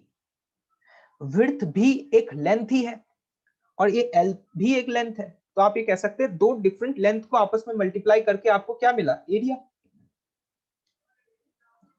तो इसी तरीके से for example if I will ask you about speed, तो अभी आपने थोड़ी देर पहले लिखा था speed is equal to what, distance divided by time. तो यहाँ पे आप देख पा रहे हैं लेंथ, डिस्टेंस क्या है, बेसिकली लेंथ है और उसको टाइम से अगर आप डिवाइड करते हैं you will get the new physical quantity and that is what, speed. तो जो फंडामेंटल क्वांटिटीज हैं उसी को आप आपस में मल्टीप्लाई या डिवाइड करके आप नई क्वांटिटीज को ड्राइव कर सकते हैं। क्लियर? तो याद रखिएगा current is a fundamental quantity but charge is not a fundamental quantity. Charge को अगर आप लिखना चाहते हैं तो what is charge, you will say that the charge is current into time. Current भी फंडामेंटल क्वांटिटी है और टाइम भी क्या है आपके लिए, फंडामेंटल क्वांटिटी है। और इन दोनों फंडामेंटल क्वांटिटीज को मल्टीप्लाई करने पर आपको एक नई क्वांटिटी मिली and this quantity is what, derived quantity. I hope all of the things are clear. Someone student is asking about the angle कि एंगल कौन सी क्वांटिटी है। मैं आगे जाकर के एंगल के बारे में भी एक्सप्लेन करूंगा, लेकिन अभी इस बात को आप नोट डाउन कर लें। आई थिंक टाइम हो चुका है। हाँ, ये स्टूडेंट्स पूछ रहे हैं पीछे वाले पेज पर जो यूनिट्स लिखते हैं तो उन यूनिट्स में ये सारे जो भी लेटर्स हैं ये स्मॉल लेटर्स में लिखा जाता है, इट्स अ रिप्रेजेंटेशन। और जब आप सिंबल्स में रिप्रेजेंट करते हैं तो इनको आप सभी को कैपिटल लेटर्स में लिखते हैं, ये सारे कैपिटल लेटर्स में है और ये सारे स्मॉल। ओके, बुक्स कौन कौन सी करनी है, क्या करना है, ये सारी चीजें आपको आगे बता दी जाएंगी। सही समय पर हर चीज आपको डिलीवर की जाएगी। पहला दिन है, पहले दिन तो हमें आईआईटी में पहुंचना नहीं है कि आज ही रिकॉर्ड तोड़ बल्लेबाजी होगी, ठीक है। तो थोड़ा सा पेशेंस रखें, हाईली मोटिवेटेड रहें, डिस्ट्रैक्ट बिल्कुल भी नहीं होना है। जो भी आपको पढ़ाया जाए सीक्वेंस बाय सीक्वेंस उसको पढ़ते जाएं और मूव ऑन। और घर से बाहर बिल्कुल भी ना निकलिए, ठीक है। तो ये जो भी चीजें आप नोट डाउन नहीं कर पाए उनको आप हैंडआउट मैं शेयर कर दूंगा, आप हैंडआउट से नोट डाउन कर लीजिएगा, ठीक है।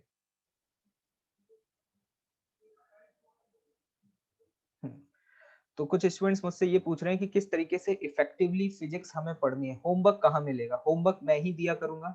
अभी पहली क्लास है, अभी आपको कोई भी होमवर्क नहीं दे रहा हूँ, ठीक है। नेक्स्ट क्लास से आपको होमवर्क भी दिया जाएगा और उस होमवर्क को कैसे करना है वो भी आपको बताया जाएगा, ठीक है। फिजिक्स को इफेक्टिवली पढ़ने का तरीका सिर्फ एक ही है कि जो भी आपको ड्यूरिंग द लेक्चर्स आपके फैकल्टी जो आपको रिकमेंड करें, जिस तरीके से पढ़ने को बोलें, आप सिर्फ उतना करते जाना। ओवर स्मार्ट बनने की बिल्कुल भी कोशिश ना करें, इस बात का विशेष ध्यान रखें। ठीक है, और पेशेंस फुली सीखें। ऑब्वियस सी बात है, लाइव क्लासेस हैं, नया कॉन्सेप्ट है, तो हो सकता है कि डेफिनेटली थोड़ी सी आपको प्रॉब्लम्स फेस हो रही हो, लेकिन विद टाइम सारे जब भी चेंजेस होते हैं तो चेंजेस कोई भी एक्सेप्ट नहीं कर पाता, लेकिन धीरे धीरे वो चेंजेस जो हैं वो सभी को अच्छे लगते हैं। और मैं बता रहा हूँ कि लाइव क्लासेस में पढ़ के अभी लीडर बैच में बहुत सारे ऐसे स्टूडेंट्स हैं जिसमें स्टूडेंट्स ने 99.5 परसेंटाइल से अबव स्कोर किया है। याद रखिएगा, ऑनेस्टली बस पढ़ते जाएं और ध्यान रखें अपना, कोरोना के कोविड केसेस बहुत ज्यादा इंक्रीज कर रहे हैं, तो घर से बाहर ना निकलें, अपने घर में ही रहें, सेफ्टी का ध्यान रखें, ठीक है।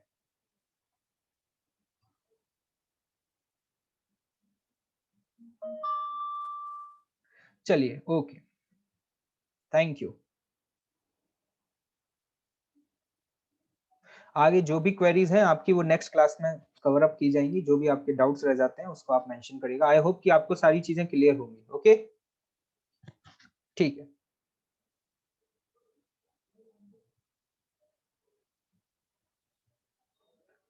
तो मिलते हैं नेक्स्ट क्लास में आपसे।